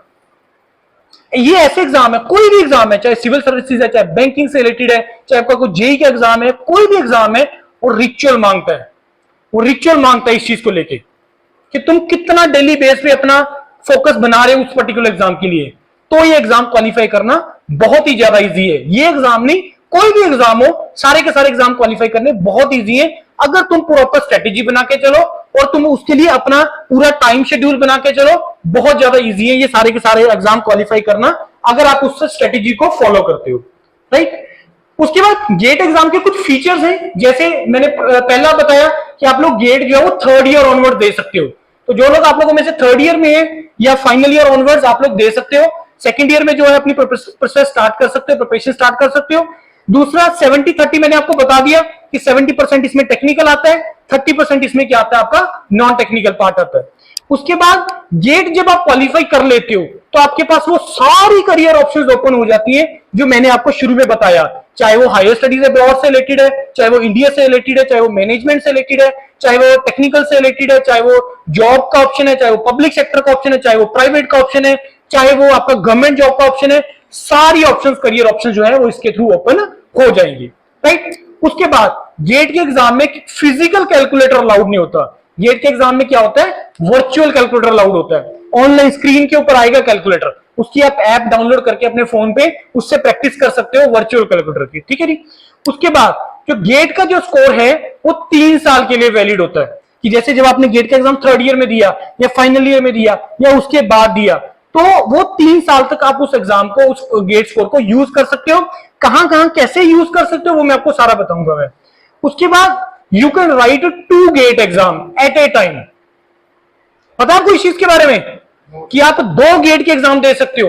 अब वो 2 गेट के एग्जाम आपने अपनी ब्रांच के साथ कौन से देने हैं, 2 देने भी चाहिए, नहीं देने चाहिए, अगर 1 देना तो कौन से देना चाहिए, किस कंबिनेशन के हिसाब से देना चाहिए, वो मैं आपसे सारे डिस्कस करूंगा। Getting my point? वो सारी चीजें हम लोग डिस्कस करेंगे यहां पे। उसके बाद गेट के एग्जाम अगेन, अगर मेरे को पब्लिक सेक्टर में जाना है या मेरे को गवर्नमेंट जॉब में जाना है, मैंने पब्लिक सेक्टर और गवर्नमेंट जॉब अलग अलग लिखी है। पब्लिक सेक्टर क्या गवर्नमेंट जॉब होती है? पब्लिक सेक्टर के बारे में सुना आप लोगों ने या नहीं सुना, ये बताओ मेरे को। PSU, public sector undertakings, public sector government job नहीं होती है। ये बेसिकली एक कोलैबोरेटिव प्रोग्राम्स होते हैं, सेंट्रल गवर्नमेंट का किसी स्टेट गवर्नमेंट के साथ, सेंट्रल गवर्नमेंट का किसी प्राइवेट के साथ, या 2 महारत्ना भी अपनी जो है एक मिनी रत्ना या नवरत्ना एक पीएसयू बना सकते हैं, राइट। ये पब्लिक सेक्टर है। तो अगर आपको पब्लिक सेक्टर गवर्नमेंट जॉब में जाना है तो ये ऑप्शन। दूसरा ऑप्शन, अगर आपको हायर स्टडीज इंडिया के लिए जाना है या अब्रॉड के लिए जाना है, again through this GATE exam you can go. Next is very important, very very important, if you wish to follow career in a specialized domain, like for example artificial intelligence, machine learning, aeronautics, robotics, sir मेरा इस domain में बहुत interest है, मैं sir BTech कर रहा हूं electronics में, मेरा सर इस डोमेन में बहुत इंटरेस्ट है, क्या सर इस डोमेन में मैं अपना करियर परस्यू कर सकता हूं? सर मेरा कंप्यूटर साइंस है, मेरा सर इस सब्जेक्ट में बहुत ज्यादा इंटरेस्ट है, सर मेरे को इस सब्जेक्ट से अगर आगे करियर परस्यू करना है तो मैं सर कैसे कर सकता हूं? तो that is again the GATE exam. क्योंकि जो हायर स्टडीज डोमेन होती है उसमें कंप्यूटर साइंस कुछ नहीं होता, मैकेनिकल कुछ नहीं होता, सिविल कुछ नहीं होता, उसमें स्पेशलाइज्ड डोमेन होती है। I am doing masters in artificial intelligence, I am doing masters in thermodynamics, thermal engineering, I am doing masters in for example VLSI, semiconductor devices, मैं इस डोमेन में कर रहा हूं, मैं कम्युनिकेशन में कर रहा हूं, मैं सिग्नल प्रोसेसिंग में कर रहा हूं, मैं समझ रहे हो? तो अगर आपको अपनी स्पेशलाइज्ड डोमेन में अपना करियर परस्यू करना है या अपने आप को अपनी पर्टिकुलर डोमेन का स्पेशलाइज्ड पर्सन बनाना है, तो उसके लिए you can write this GATE exam and you should write this GATE exam. Last जो मैं इससे पहले ऑप्शन मैंने बात कवर कर दिया कि गेट जब आप एग्जाम का प्रिपरेशन करते हो या गेट के उस प्रोसीजर से निकलते हो, उस प्रोसेस से निकलते हो, तो तुम्हारा टेक्निकल नॉलेज एनहांस होता है, तुम्हारी अंडरस्टैंडिंग बनती है, तुम्हारी समझ बनती है कि उस चीज को सोचना किस तरीके से है। मैं आपको एग्जांपल देता हूं इंटरव्यू का। जब आप रिसर्च ऑर्गेनाइजेशन की इंटरव्यू के लिए जाते हो ना, फॉर एग्जांपल बीएआरसी की, डीआरडीओ की, आईएसआरओ की, यही है रिसर्च ऑर्गेनाइजेशन, हाँ या ना? इतना तो समझते हो ना कि रिसर्च ऑर्गेनाइजेशन बीएआरसी है, आपका डीआरडीओ है, आईएसआरओ, ये रिसर्च ऑर्गेनाइजेशन है। और दूसरे पीएसयू जो ज्यादा सर्विसेज से डील करते हैं, फॉर एग्जांपल आईओसीएल हो गया, एचपीसीएल हो गया, सेल, गेल, ये रिसर्च नहीं होती, यहां पे तो मैन्युफैक्चरिंग होती है चीजों की, राइट। अब जब आप रिसर्च ऑर्गेनाइजेशन के लिए जाते हो तो जब आप इंटरव्यू में बैठे होते हैं तो इंटरव्यूअर के दिमाग में क्या चल रहा होता है? इंटरव्यू के दिमाग में चल रहा होता है कि उस ऑर्गेनाइजेशन की रिक्वायरमेंट क्या है, समझ रहे हो? उस ऑर्गेनाइजेशन की रिक्वायरमेंट क्या है भाई? अगर सामने इंटरव्यूअर जो कैंडिडेट बैठा है वो ये चेक करेगा रिसर्च, जब ऑर्गेनाइजेशन इंटरव्यू के लिए जाएंगे, कि क्या इसका रिसर्च एक्यूमन है या नहीं है, क्या ये पर्सन रिसर्च के लिए बना है या नहीं बना। शायद मेरे लिए एज ए, मैं अपने आप के लिए मेरे को जानना मुश्किल है, लेकिन जब मैं एक एक्सपर्ट के सामने बैठता हूं ना मैं, तो वो मेरे को अगर आधा पौना घंटा मेरे से क्वेश्चन पूछ ही जाएगा, वो ये चेक कर लेगा कि ये रिसर्च के लिए पर्सन बना है या नहीं बना। दूसरी साइड पे आईओसीएल, एचपीसीएल या जो आपकी प्राइवेट के लिए कंपनीज आती हैं, उनके दिमाग में आता है कि मेरे की इसकी रिक्वायरमेंट क्या है। उसकी रिक्वायरमेंट होती है ज्यादातर मैनेजमेंट ट्रेनी को लेके। मैनेजमेंट एक वर्ड है जिसमें तुम्हें काम लेना होता है किसी से, तो उसकी रिक्वायरमेंट ये होती है कि चलो ठीक है, नॉलेज हल्का फुल्का इसको तो है, गेट क्वालिफाई करके आया है या रिटर्न क्वालिफाई करके आया है, मैंने ये चेक करना है कि क्या इसके मैनेजमेंट स्किल्स हैं इसके अंदर या नहीं है, क्या एक अच्छा टीम मेंबर बन सकता है नहीं बन सकता, कल को क्या ये टीम को लीड कर सकता है कि नहीं कर सकता, जो सर अभी बात करके गए थे। समझ रहे हो पॉइंट, नहीं समझ रहे हो? तो उसकी रिक्वायरमेंट, इंटरव्यू की रिक्वायरमेंट को हमें समझना होता है, उसके अकॉर्डिंगली हमें अपने आप को प्रिपेयर करना होता है। बीएआरसी, डीआरडीओ, आईएसआरओ, इंटरव्यू के लिए जाओगे कोई इंट्रोडक्शन नहीं होता, चले जाओ सामने बोर्ड पे, ये बताओ ये बताओ, फिर हिंट भी नहीं जाएगा आपको वो कि अच्छा ये करके देख लो, ये करके देख लो, वो हिंट देगा, उसमें नहीं होता। बाकी में तो सबसे पहले जाओगे introduce yourself, and that is the most important part of any interview, because in that case the ball is in your hand, कि तुम उसको कैसे कंट्रोल कर सकते हो। सर ने बोला इंटरेस्टिंग चीजें, सर बोल रहे थे इंटरव्यू में, मैं इससे बुलवाना चाह रहा था कि मैं आर्मी बैकग्राउंड से हूं, ये तुम इंट्रोडक्शन में बोलोगे चीजें, उसमें हिंट देने होते हैं। इंटरव्यू कुछ नहीं है, इंटरव्यू एक आर्ट होता है जिसमें तुम्हें इंटरव्यूअर को अपने पीछे लगाना है, और वो तभी पॉसिबल है अगर तुम्हें रिक्वायरमेंट पता है उसकी और तुम्हारा इंट्रोडक्शन बहुत अच्छे तरीके से प्रिपेयर है। अपने इंट्रोडक्शन में 2-4 इंटरेस्टिंग चीजें बोलो। वो इंटरेस्टिंग चीज तुम्हारा बीटेक का प्रोजेक्ट भी हो सकता है, वो इंटरेस्टिंग चीज तुम्हारा फैमिली बैकग्राउंड भी हो सकता है, वो इंटरेस्टिंग चीज तुम्हारी हॉबी भी हो सकती है, वो कुछ भी हो सकता है। क्योंकि जब तुम 2-4 चीजें उसमें बोलोगे अपने इंट्रोडक्शन के अंदर, सामने वाले जो इंटरव्यूअर होगा उसके दिमाग में आएगा कि अच्छा इसने ये बोला, इसके बारे में जानने का कोशिश करते हैं, तो वो पीछे लग जाएगा आपके। उसके बाद तुम प्रिपेयर्ड हो, मेरे को पता है ये मेरे से क्या पूछेगा और मेरे को पता है मेरे को इसका क्या आंसर करना है। मतलब इंटरव्यू एक ऐसी चीज है, इट्स नॉट अबाउट कि वो तुम्हें सामने वाला क्या पूछ रहा है, इंटरव्यू इज अबाउट कि तुम उससे क्या बुलवाना चाहते हो। This is interview, this is art basically, एक आर्ट होता है इंटरव्यू का। समझ रहे मेरी पॉइंट? तो ये चीजें बेसिकली ऐसे है, तो रिक्वायरमेंट्स के हिसाब से होती हैं चीजें। दूसरा चीज, अच्छा लास्ट ये हो गया कवर कि जो गेट का जब तुम एग्जाम की प्रिपरेशन करते हो तो तुम्हें एक तुम्हारा जो टेक्निकल नॉलेज है वो बढ़ता है, और जिसका तुम्हें बेनिफिट तुम्हें प्लेसमेंट्स के अंदर, कल को इंटरव्यूज के अंदर या कोई भी रिटन एग्जाम के अंदर उसमें प्रोबेबिलिटी, उसमें सिलेक्शन होने का बहुत ज्यादा बढ़ जाता है। जितने भी आपके एग्जाम्स होते हैं जो गेट के वाले प्रोसीजर से निकला होता है, जितने भी आपके जूनियर इंजीनियर के एग्जाम होते हैं या जो पब्लिक सेक्टर अपने टेस्ट लेते हैं या जो असिस्टेंट इंजीनियर के एग्जाम होते हैं, उन एग्जाम को क्वालिफाई करने की जो प्रोबेबिलिटी है वो उन स्टूडेंट्स की ज्यादा होती है कि जिसने गेट के प्रोसीजर से निकला है। क्योंकि हम लोग इस चीज से डील कर रहे हैं, हम लोग क्या कर रहे हैं, इस चीज से डील कर रहे हैं। We are the platform. सबसे पहले पेज पे अगर किसी ने देखा, मैंने 3 लोगो लगाए हुए थे, क्या थे? एक था Engineers Career Point, this is a totally offline platform, we started in 2011. Second platform Yourpedia, Yourpedia is totally online platform, we started in 2017. और ये एक ऐसा प्लेटफॉर्म है जिसने डेंट डाला है इंडिया के अंदर हायर स्टडीज डोमेन को लेके। मैं अपनी प्रेज नहीं कर रहा हूं, but we are the organization जो पूरे कंट्री के अंदर हायर स्टडीज को प्रमोट कर रही है कि तुम जाओ यार हायर स्टडीज के लिए, तुम अपना ब्रांडिंग करो, अपना स्पेशलाइजेशन लेके आओ अपनी, तभी कोई तुम्हारे ऊपर इन्वेस्ट करेगा, तभी तुम्हें कोई पैसा देगा, अदरवाइज कोई पैसा नहीं देगा ऐसे। अदरवाइज तो तुम्हें वो नौकरी करनी है, ठीक है, किसी ने कितना काम कर बोल दिया उतना कर दिया, उसके लिए आपको 10, 20, 30, 50 हजार रुपए दे देगा। लेकिन if you want to earn in lakhs, तो आपको अपने आप को, अपनी कैपेबिलिटी, अपना ब्रांडिंग करना पड़ेगा, अपने आप को स्पेशलाइज्ड डोमेन में लेके आना पड़ेगा, अदरवाइज नहीं होगा, बिलीव मी, नहीं होगा।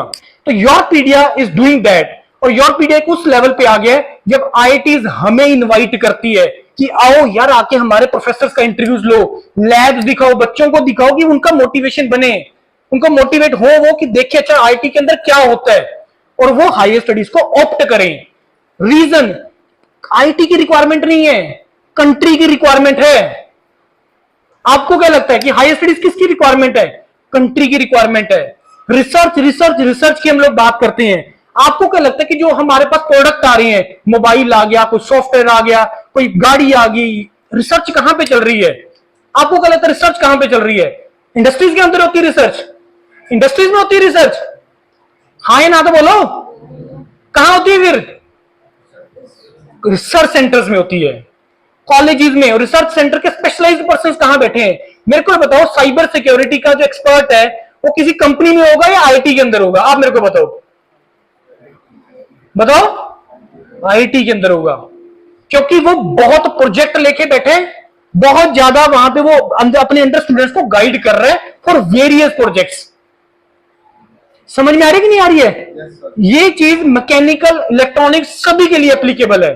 अब मेरे को ये बताओ, चिप मैन्युफैक्चरिंग का बहुत बड़ा ट्रबल चल रहा है पूरे वर्ल्ड में, जिस कारण से बहुत सारी जो स्पेशली द ऑटोमोबाइल सेक्टर में वेटिंग पीरियड बहुत ज्यादा बढ़ रहा है। गाड़ियों में तो सभी इंटरेस्ट होता है ना, वेटिंग पीरियड चल रहा है कि नहीं चल रहा? क्यों है, क्या रीजन है उसके पीछे? क्या आता है सुनने में कि सेमीकंडक्टर नहीं है जी, चिप नहीं है नहीं ना मार्केट में? यही रीजन आता कि नहीं आता? क्या ये इंडिया की प्रॉब्लम है ओनली? हाँ या ना तो बोलो, पूरे वर्ल्ड की प्रॉब्लम है ये। यहां पे एक चांस है इंडिया एज ए कंट्री के लिए कि अगर तुम चिप के मैन्युफैक्चरिंग बढ़ा दो बहुत ज्यादा और उसको एक्सपोर्ट करना स्टार्ट कर दो, सप्लाई करना स्टार्ट कर दो पूरे वर्ल्ड में, और जिसकी आने वाले टाइम में जो रिक्वायरमेंट है वो बढ़ेगी, बढ़ेगी कम हो जाएगी? बढ़ेगी। क्यों? क्योंकि ये तो हर चीज में एंटर होती चली जा रही है। क्या एक मोटरसाइकिल या एक 4 व्हीलर कार क्या एक ओनली मैकेनिकल डिवाइस रह गया है? उसके अंदर तो सारी इंजीनियरिंग आ गई है। आ गई कि नहीं आ गई है? हाँ या ना तो बोलो। तो इस तरीके से सिस्टम काम कर रहा है। रिसर्च का मतलब एक जॉब होती है। रिसर्च कोई ऐसा नहीं होता कि तुम्हें पढ़ना है या कुछ भी ऐसा, नो डाउट तुम्हें पढ़ना है, लेकिन तुम्हें मेन चीज है कि तुम्हें अपने प्रोजेक्ट पे काम करना है जो प्रोफेसर के पास है। जो एक सोसाइटी की प्रॉब्लम है, किसी इंडस्ट्री की प्रॉब्लम है, अगर वो इंडस्ट्री को उसका सोल्यूशन मिलेगा, मे बी हमारा जो क्वालिटी ऑफ जो लाइफ है वो इंक्रीज होगा। इतनी चीज समझ रहे हो? क्वालिटी ऑफ लाइफ का मतलब क्या होता है? क्वालिटी ऑफ लाइफ का मतलब समझते हो क्या होता है? कि मेरे को पेस्टिसाइड्स वाली ये खाना नहीं खाना है जिसमें बहुत ज्यादा पेस्टिसाइड है। उसके लिए आजकल ड्रोन्स आ गए हैं जो एक, क्योंकि जब आप मैन्युअली पेस्टिसाइड थ्रो करते हो ना फील्ड्स के अंदर, तो कोई वो रहा ही नहीं, कहीं पे ज्यादा डल गया, कहीं पे कम डल गया। लेकिन जब ड्रोन्स के थ्रू उसकी स्प्रिंकलिंग हो रही है, कुछ भी हो रहा है, वो कंट्रोल्ड हो रहा है और बराबर हो रहा है सभी में। हाँ या ना? ऐसे टेक्नोलॉजी काम करती है और टेक्नोलॉजी हर चीज में एंटर होगी आने वाले टाइम में। तुम इससे भाग नहीं सकते हो। समझ नहीं समझ रहे हो? तुम इससे भाग नहीं सकते हो, तुम्हें उस डोमेन में एंटर करना ही पड़ेगा। मेरी बातें समझ में आ रही है? ऊपर से नहीं कर रही है? आ रही नहीं आ रही है? पीछे? तो इस तरीके से तुम्हें सोचना है अपना। और ये सारी चीजें जो मैं तुम्हें बीच बीच में बोल रहा हूं ना, मैं वो सारी इसी एग्जाम के थ्रू लिंक्ड है। क्योंकि तुम्हें जो टेक्नोलॉजी है या जो स्पेशलाइजेशंस हैं या जो पैसा है वो कैसे मिलेगा? तभी मिलेगा अगर तुम्हारे पास ब्रांडिंग है किसी चीज का, अगर तुम्हारे पास स्पेशलाइजेशन है किसी चीज का, अदरवाइज नहीं मिलेगा। अदरवाइज कोई कंपनी तुम्हें पैसा नहीं देगी किसी भी चीज के लिए। समझेगी? वो मैं करूंगा सारा कवर, मैं सारा कुछ दसता हूं। नेक्स्ट चीज ये देखो, ये आप लोगों की बहुत मतलब की चीज है, क्योंकि हम लोग बीटेक के इमीडिएट बाद क्या देखते हैं? जॉब। सर अभी बोल के गए कि मेरे साथ वाले ने बोला कि मैं तो जल्दी सेटलमेंट हो जाऊंगा अपनी लाइफ के अंदर, है ना? बोल के गए थे ना अभी थोड़ी देर पहले कि मैं तो छोड़ रहा हूं एमएससी, मैं जॉब की तैयारी कर रहा हूं, बैंक पीओ की तैयारी कर रहा हूं, मैं तो तेरे से पहले सेटल हो जाऊंगा लाइफ में। ये सबसे बड़ी मिस्टेक होगी तुम्हारी लाइफ में अगर तुम ये सोचोगे कि मेरे को लाइफ में बहुत जल्दी जॉब करनी है। जॉब करने की लाइफ में कभी जल्दी मत करना। हाँ, बीटेक हो जाएगा, यहां तक तुम्हें तुम्हारा पेरेंट्स पैसे दे रहे हैं, लेकिन अब मेरे को एक बात का जवाब दो कि अगर तुम बीटेक के बाद अपने सेल्फ सस्टेन कर लो, ठीक है, 10-15% शायद लोग ऐसे होंगे जिनको घर में देना है पैसा, वो एक एक्सेप्शन है। लेकिन मेरे को लग रहा है जितने भी आप लोग यहां पे बैठे हैं, मे भी शायद 70-80% ऐसे लोग हैं कि अगर वो अपना खर्चा खुद निकालने लग जाए, घर देने की रिक्वायरमेंट नहीं है, दे कैन डू वंडर्स। और जॉब करने की अगेन मैं बोल रहा हूं जल्दी नहीं करनी है, क्योंकि अभी आपके ऊपर कोई इन्वेस्टमेंट नहीं करेगा। अगर कोई इन्वेस्टमेंट करेगा वो उस चीज के लिए करेगा कि जिसका सिस्टम चल रहा है, और आपको एक एज ए लेबरर में बोल लूंगा कि आपसे काम लेना होगा, उसके लिए तुम्हें 20-30-40 हजार रुपए दे देगा। हाँ या ना?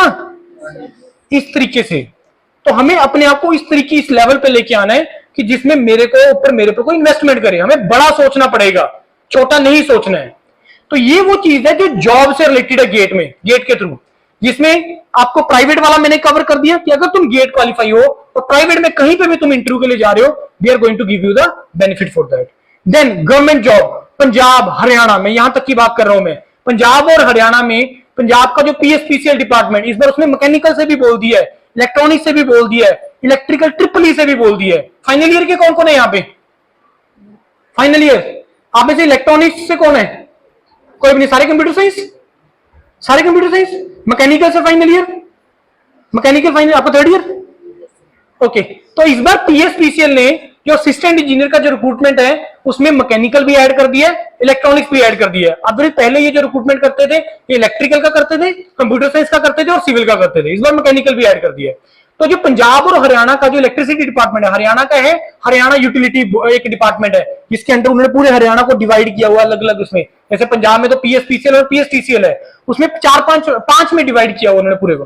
तो उसमें जो सब डिवीजन इंजीनियर का, एसडीओ का, या जिसको असिस्टेंट इंजीनियर भी बोलते हैं, उसका जो जॉब है वो किसके थ्रू है? Through this GATE exam. कोई एग्जाम नहीं देना, गेट में अगर तुम्हारे मार्क्स अच्छे आएंगे तुम्हें अप्लाई करना है, अगर तुम्हारा मेरिट में नाम आ गया, डॉक्यूमेंट वेरिफिकेशन और फाइनल सिलेक्शन। समझ गए? इसके अलावा अब आगे पब्लिक सेक्टर। ये नाम देख रहे हो, कुछ फुल शॉर्ट फॉर्म लिखी हुई है। पहला क्या है? HAL क्या है?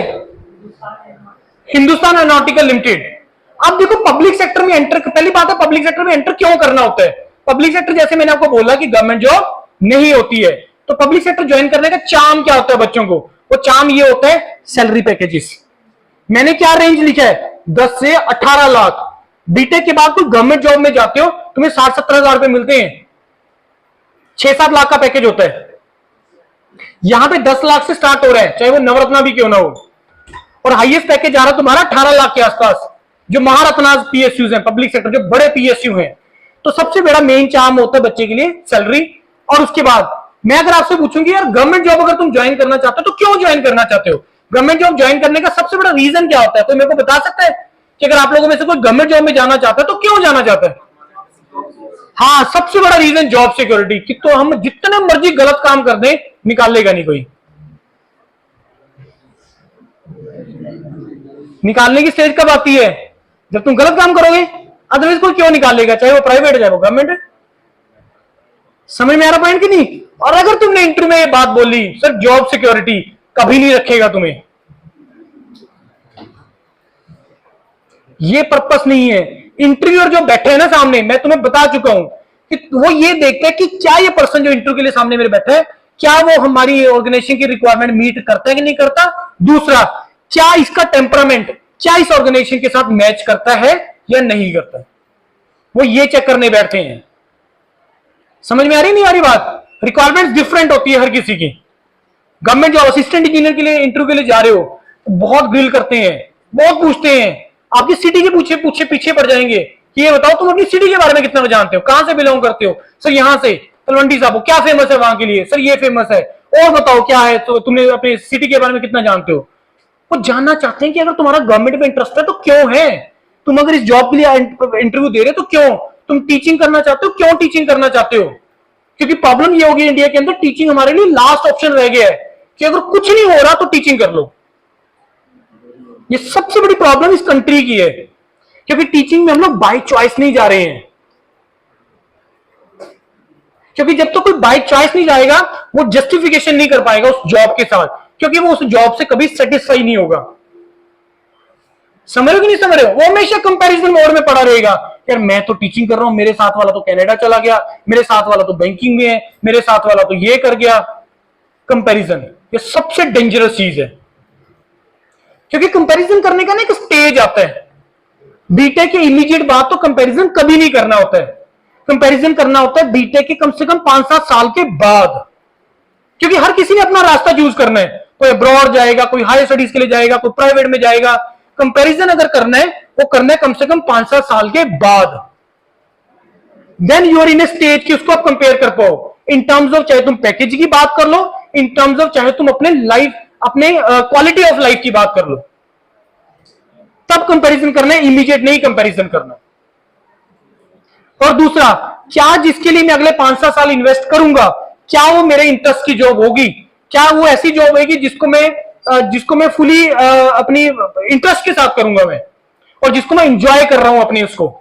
पैसा नहीं मैटर करता है, बिलीव मी फ्रेंड्स, पैसा नहीं मैटर करता है। पैसा जो है वो नहीं मैटर करता है। पैसा तुम्हारे पीछे भागेगा अगर तुम्हारे अंदर स्किल है, अगर तुम्हारे अंदर नॉलेज है, पैसा तुम्हारे पीछे आएगा। देखना कैसे आएगा, अभी आएगा, आएगा अभी नहीं आएगा, 5-7 साल लगाने पड़ेंगे। समझ रहे बात की नहीं? तो पब्लिक सेक्टर जो है, देखो पब्लिक सेक्टर में एंटर करने के 2 तरीके हैं। प्लीज, पब्लिक सेक्टर में एंटर करने के 2 तरीके होते हैं। पहला तरीका होता है थ्रू द गेट एग्जाम। बहुत सारे पब्लिक सेक्टर इसमें ऐसे हैं जो गेट के एग्जाम के थ्रू लेते हैं कि तुमने गेट में क्वालिफाई किया, तुम्हारा एक उसके अंदर नंबर आए हैं, मार्क्स आए हैं, तुम्हें उस पर्टिकुलर पीएसयू के लिए अप्लाई करना है, और उसके बाद आपको वो शॉर्टलिस्ट करेगा पर्सनैलिटी टेस्ट के लिए। किसके लिए शॉर्टकट लिस्ट करेगा? Personality test. मैं इंटरव्यू वर्ड यूज नहीं कर रहा हूं यहां पे। इंटरव्यू वर्ड में यूज करूंगा तुम्हारा रिसर्च लैब्स के लिए, जहां पे वो तुम्हारा नॉलेज चेक करेगा। पर्सनैलिटी टेस्ट है तो इट मींस वो तुम्हारा पर्सनैलिटी टेस्ट करने बैठेगा। और कभी कभी उस कुछ पब्लिक सेक्टर क्या करता है, उससे पहले जीडी जीटी भी लेते हैं, ग्रुप डिस्कशन, ग्रुप टास्क वो करवाते हैं। और जीडी ग्रुप डिस्कशन बहुत आसान है क्वालिफाई करना। मेरे को सर, मैंने आज तक अखबार ही नहीं पढ़ा, मेरे को पता ही नहीं है कि क्या चल रहा है करंट में। सर वहां पे तो करंट से टॉपिक पूछेगा। हमें इस तरीके से प्रिपेयर करके चलना है कि मेरे को कोई नॉलेज नहीं है जीडी का, you can crack that. Google डालना how to start group discussion, Yourpedia का वीडियो आएगा, 1 मिलियन उसके व्यू हो चुके हैं, वो टॉप रैंक्ड वीडियो है इंडिया की। How to start group discussion, how to conclude group discussion, how to enter into the group discussion, ये सब मिल जाएगा आपको वीडियोस। मेरे को नहीं नॉलेज है टेक्निकल का, ये उस टॉपिक का, ये जीडी में आएगा। मान के चलना, इस तरीके से प्रिपरेशन करके चलना, लेकिन कैसे क्रैक करना है वो देगा आपको तरीका। समझ गए पॉइंट? तो पब्लिक सेक्टर में एंटर करने के 2 तरीके, एक है थ्रू द गेट एग्जाम, जिसमें गेट का एग्जाम दिया, उसके बाद शॉर्टलिस्ट होगा, जीडी जीटी होगा और इंटरव्यू होगा। कुछ पीएसयू हैं, 2-4 हैं जो कुछ भी नहीं करवाते, फाइनल डॉक्यूमेंट वेरिफिकेशन और सिलेक्शन। कुछ पता उसका आपको, उसके नाम कौन से पब्लिक सेक्टर है?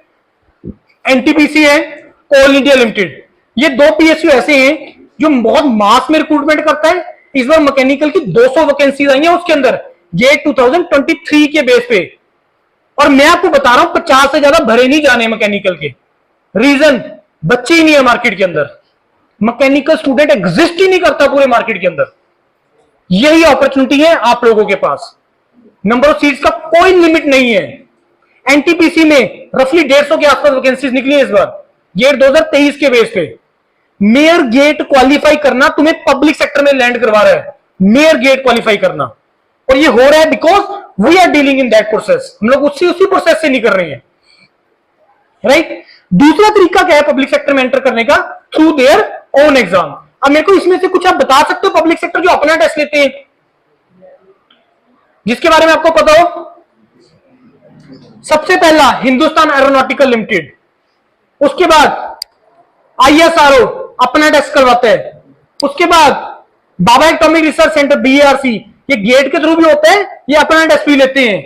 उसके बाद एचपीसीएल पिछले 4 साल से ही अपना टेस्ट ले रहे हैं, गेट के थ्रू नहीं लेता, उससे पहले गेट के थ्रू लेता था। उसके बाद airport authority of India limited, DRDO ने 2010 के बाद अब पिछले साल से रिक्रूटमेंट स्टार्ट किया है, otherwise DRDO was over employed. और एचएएल क्यों बना है? क्योंकि डीआरडीओ ने प्रोजेक्ट्स कंप्लीट नहीं किए, एचएएल तभी बना है और बहुत अच्छा कर रहा है एचएएल। और एचएएल इंडिया की एक, मेरे को लग रहा है शायद 5-7 साल के बाद ये बिल्कुल टॉप पे जाएगा पब्लिक सेक्टर में, इसका रेवेन्यू, क्योंकि बहुत प्रोजेक्ट हैंडल कर रहा है। क्योंकि इन्होंने तो एक्सपोर्ट करने भी स्टार्ट कर दिए हैं। सुनिए आपने न्यूज, इतना तो सुनते हो ना मोटा मोटा था कि इस कंट्री ने हमें ऑर्डर दिया इतने फाइटर का या इसका या उसका, सुनते हो कि नहीं सुनते इतना का? ये सब ये बना रहे हैं, हिंदुस्तान एरोनॉटिकल लिमिटेड बना रहे हैं, राइट? तो पब्लिक सेक्टर में एंटर करने के 2 तरीके, एक है विद गेट एग्जाम, एक है विदाउट गेट एग्जाम। और रफली 50 के आसपास पब्लिक सेक्टर हैं जो अपना टेस्ट लेते हैं हर साल। मैं आपको 10-15 तो अभी याद कर बता देता हूं, मैं 3-4 महीने भी बता दिए। इसके अलावा कोचिंग शिपयार्ड लिमिटेड, इसके अलावा एचआरएल, इसके अलावा बीएचईएल, इसके अलावा बीडीएल, इसके बाद सीपीसीएल। बहुत लंबा लिस्ट है, हमें पता ही नहीं होता इस चीज के बारे में कि सर ओनली गेट के एग्जाम अब क्या करेंगे, नहीं हुआ, मान लो क्वालिफाई नहीं हुआ और क्या करेंगे? सर मेरा तैयारी अच्छा था, 3 घंटे मेरे अच्छे नहीं गए। ये सारे एग्जाम दो ना, कौन मना कर रहा है आपको देने में? सर मेरे को पंजाब में ही रहना है, इस चीज को छोड़ दो, दिमाग से निकाल दो इसको। और जो महारत्न पीएसयू उसके तो ऑलमोस्ट हर स्टेट में सेंटर्स हैं, तुम अपनी स्टेट में भी आके काम कर सकते हो। हमारे जितने भी स्टूडेंट पब्लिक सेक्टर में गए हैं वो सारे के सारे अपनी नेटिव प्लेस में बैठे हैं। बठिंडा से दविंदर मान, चलो फोटो दिखा देंगे आपको, वो बठिंडा से ही है, वो यहीं पे आईओसीएल रिफाइनरी में बठिंडा की, राइट? तो वो सेक्टर निकाल दो। देखो ग्रो आप तभी कर पाओगे, ग्रो आप तभी कर पाओ। सर ने बोला कि उन्होंने मेरे से पूछा कि आपने तो स्कूलिंग यहां से किया, यहां से किया, यहां से किया, यहां से किया, यहां कैसे पहुंच गए? ये बोला था ना सर ने, और इनको सिलेक्ट भी कर लिया। उसके पीछे एक बहुत बड़ा रीजन पता क्या था? बाकी कैंडिडेट से इनको कैसे आउट ऑफ कर दिया कि जो बाकी कैंडिडेट थे मे बी वो ओनली पंजाब तक लिमिटेड थे, लेकिन सर का एक्सपोजर बहुत ज्यादा था। और ये तीसरी चीज है जो तुम्हें लाइफ में सक्सेस दिलवाएगी। पहली चीज ब्रांडिंग, दूसरा चीज स्पेशलाइजेशन, तीसरा चीज एक्सपोजर। जब तक तुम इस झुंड से बाहर नहीं ना निकलोगे, बिलीव मी फ्रेंड्स, नहीं बनेगा सिस्टम। हम लोग उसी तरीके से चलते रहेंगे। ठीक है, घर पे देने 10-20 हजार 30 हजार, यार इससे ऊपर सोचो यार। हमें लोग ज्वाइन करते हैं पोस्ट ग्रेड काउंसलिंग में, हमें बोलते हैं सर ऐसे कॉलेज के अंदर भेजना जहां मेरे को कम से कम 25-30 लाख का पैकेज मिले। 25-30 लाख, इससे कम नहीं सोचते हैं। और हम लोग वही सोचते हैं कि सर नौकरी लगा दो, कोई है रेफरेंस आपका, 10-20-30 हजार सर मिल जाए। बच्चे देखो, अगर 2-4 साल 5 साल मेहनत करोगे, स्ट्रगल करोगे, वो तुम्हें पूरी लाइफ सेटल करेगा तुम्हारी। एक अमनदीप लड़का है, बंदा बहादुर कॉलेज का लड़का, उसके फादर, सॉरी मतलब वो सारी चीजें विद ड्यू रिस्पेक्ट, उनके फादर बस ड्राइवर, उसने खुद न्यूज़पेपर हॉकर का काम किया है। सुबह न्यूज़पेपर बांटता था, वो कोचिंग करता था। IOCL में है इस टाइम पे, वो घर भी है, गाड़ी भी है, सब कुछ होगा, शादी भी अच्छी हो गई है। मतलब वो कहते हैं ना, आने वाली जनरेशन सेट हो गई है।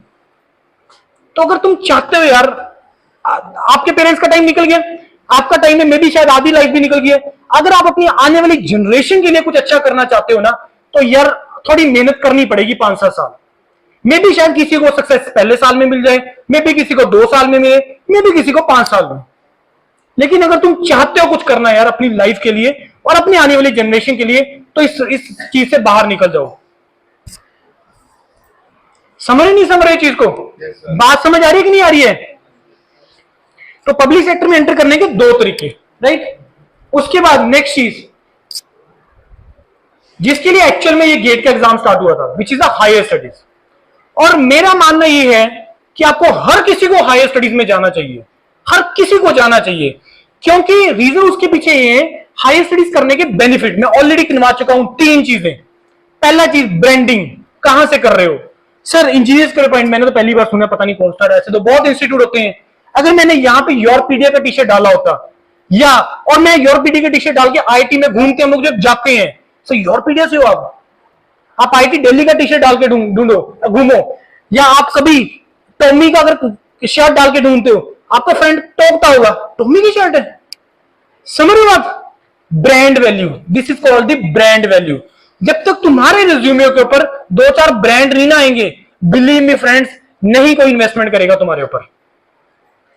उस ब्रांड वैल्यू का मतलब है, that is called the branding.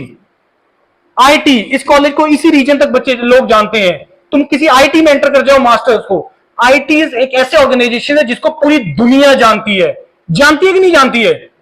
That is called the recognition, that is called the brand value. कहीं पे भी चले जाओ, ये कहां से पढ़े हो? I have done masters from this IIT। Sir ने बोला मेरा PhD IIT रुड़की से है। अब मेरे दिमाग में एक साइकी चला जाता है कि sir is the brand of IIT। और ये कंट्री को प्रेजेंट करते हैं, ये brands, IITs, NITs, AIIMS, IIMs, ये कंट्री को रिप्रेजेंट करते हैं, कंट्री के ब्रांड हैं ये। और तुम्हें वो लेके आना अपने रिज्यूमे के ऊपर। जब तक नहीं आएगा, बिलीव मी फ्रेंड्स, नहीं चलेगा, इसी तरीके से चल जाएगा सिस्टम। जब तक तुम्हारी बड़ी सी फोटो करके को बाहर ना लगाए कॉलेज के, मजा नहीं आएगा। और रोल मॉडल्स 1-2 ही होते हैं। सर किसी को लगी तो है नहीं अभी तक, हमारा कैसे हो जाएगा? तो किसी को तो यह स्टार्ट करना ही पड़ेगा। रोल मॉडल तुम में से ही तो कोई होएगा, और कौन होगा? कोई और होगा? नहीं, तुम्हें तो बनना है यार। किसी न किसी को आपने से तो इनिशिएट करना है। आप में से तो कोई ना कोई तो होगा जो इग्नाइट करेगा। सीटें खाली रह रही हैं IITs में, पब्लिक सेक्टर में सीटें खाली रह रही हैं, जॉब्स के लिए है ही नहीं इंजीनियर्स, सभी तो कंप्यूटर साइंस कर रहे हैं। और लेकिन जो पब्लिक सेक्टर वाला है उसमें कंप्यूटर साइंस की रिक्वायरमेंट 20% है, बाकी जो मेन रिक्वायरमेंट है वो बाकी ब्रांचेस की है। इतना कॉन्फिडेंटली सर आप कैसे बोल सकते हो? Because we are dealing in that. तभी आप मेरी बात पर विश्वास करोगे, अदरवाइज मेरी बात पर विश्वास क्यों करोगे? सभी खोलना यूरोपीडिया प्लेटफॉर्म, बाद में देखना तुम्हें पता लगेगा हम कैसे किन चीजों से डील करते हैं। ऑलमोस्ट हर IIT के डायरेक्टर का उसमें इंटरव्यू है। 4 IITs का हम प्रोफाइलिंग कर चुके हैं, लैब्स हैं, उसमें सेटअप्स हैं, प्रोफेसर से हम क्वेश्चन पूछ रहे हैं कि सर अगर बच्चा तुम्हारे आपके अंडर को, पहले तो बताओ अपने प्रोजेक्ट के बारे में, आप किस टॉपिक पे काम कर रहे हो, और ये कितना रेडीनेस है इसका सोसाइटी के लिए इस टाइम पे, टेक्नोलॉजी कितना रेडीनेस है, ये कब आ जाएगा मार्केट में, कब मिलेगा इसका आउटकम, कब आएगा, कब देगा इस चीज का सोल्यूशन, कब आएगा मार्केट में। और अगर आपके अंडर कोई बच्चा अपना मास्टर्स या पीएचडी करना चाहता है तो आपकी क्या रिक्वायरमेंट्स है, ये हम पूछ रहे हैं आईटी के प्रोफेसर को जाके, कोई नहीं पूछता। आप मेरे को बता दो अभी कि क्या ऐसा कोई प्लेटफॉर्म है जो कर रहे हैं ये चीजें? नहीं कर रहे, राइट। हायर स्टडीज में 3 ऑप्शन है आप लोगों के पास, इमीडिएट बीटेक। एमटेक के बारे में सभी ने सुने, 2 साल का प्रोग्राम है, तुम अपनी स्पेशलाइज्ड डोमेन में मास्टर्स कर सकते हो, राइट। स्पेशलाइज्ड डोमेन कौन कौन सी हो सकती है? देखो स्पेशलाइज्ड 2 तरीके की होती है, एक तो आपकी आगे कोर ब्रांचेस में, मतलब आपकी अपनी डोमेन में, एक आ गया इंटरडिसिप्लिनरी ब्रांचेस। कोर ब्रांचेस जैसे फॉर एग्जांपल इलेक्ट्रॉनिक्स की कुछ कोर ब्रांचेस बताओ मेरे को। वीएलएसआई आ गया, और बताओ वीएलएस, इसमें इलेक्ट्रॉनिक्स की स्पेशलाइजेशन कौन सी आती है? बोलो। वीएलएसआई के नाम सुने? सेमीकंडक्टर डिवाइसेस सुने? सिग्नल प्रोसेसिंग सुने? कंट्रोल सिस्टम सुने? कम्युनिकेशन सिस्टम सुने? सुने नहीं सुने? ये तुम्हारी स्पेशलाइजेशंस है। कंप्यूटर साइंस के लिए computer science itself, cyber security, software engineering, ये सारी आ गई हैं। मैकेनिकल के लिए थर्मल, प्रोडक्शन, डिजाइन, मैन्युफैक्चरिंग, ये सारे आ गया। Now come to the interdisciplinary part, जिसका आज के टाइम पे बहुत ज्यादा जिसके लिए काम चल रहा है, क्योंकि मैं आपको क्लियरली बोल चुका हूं कि एक गाड़ी एक ओनली मैकेनिकल डिवाइस नहीं रहा है।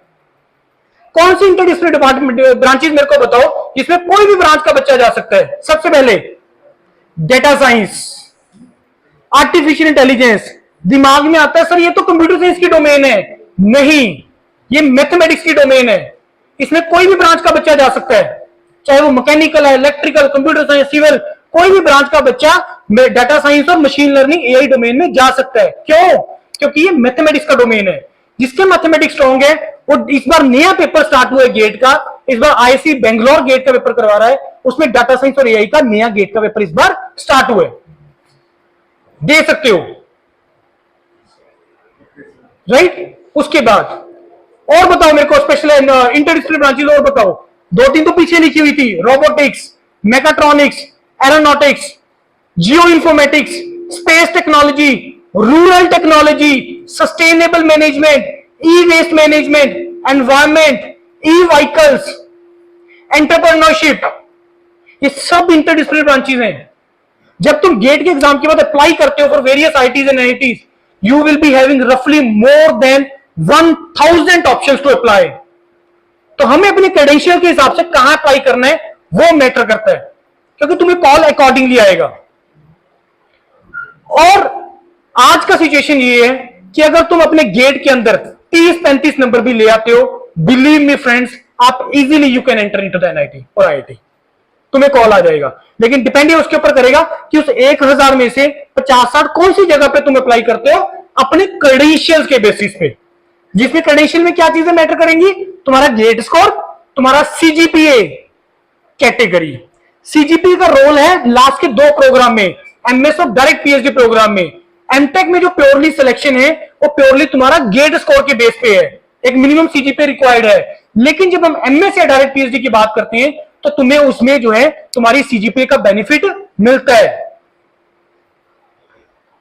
समझ रहे हो। दूसरा प्रोग्राम है एमएस प्रोग्राम, 3 साल का प्रोग्राम है।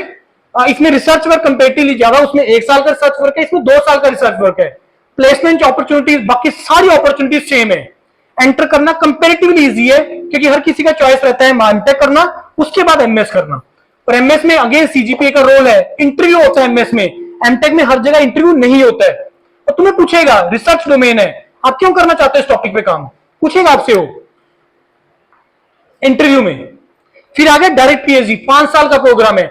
रिवाइज हो गया ये स्कॉलरशिप, ये इस टाइम पे 38,000 से लेके 43,000 हो गया स्कॉलरशिप। 38,000 पहले 2 साल के लिए, 43,000 अगले 3 साल के लिए। और एक और स्कॉलरशिप होता है, पीएचडी होता है, डायरेक्ट पीएचडी और PhD after MTech also, that is the PMRF. क्या है ये पीएमआरएफ? क्या होती पीएमआरएफ?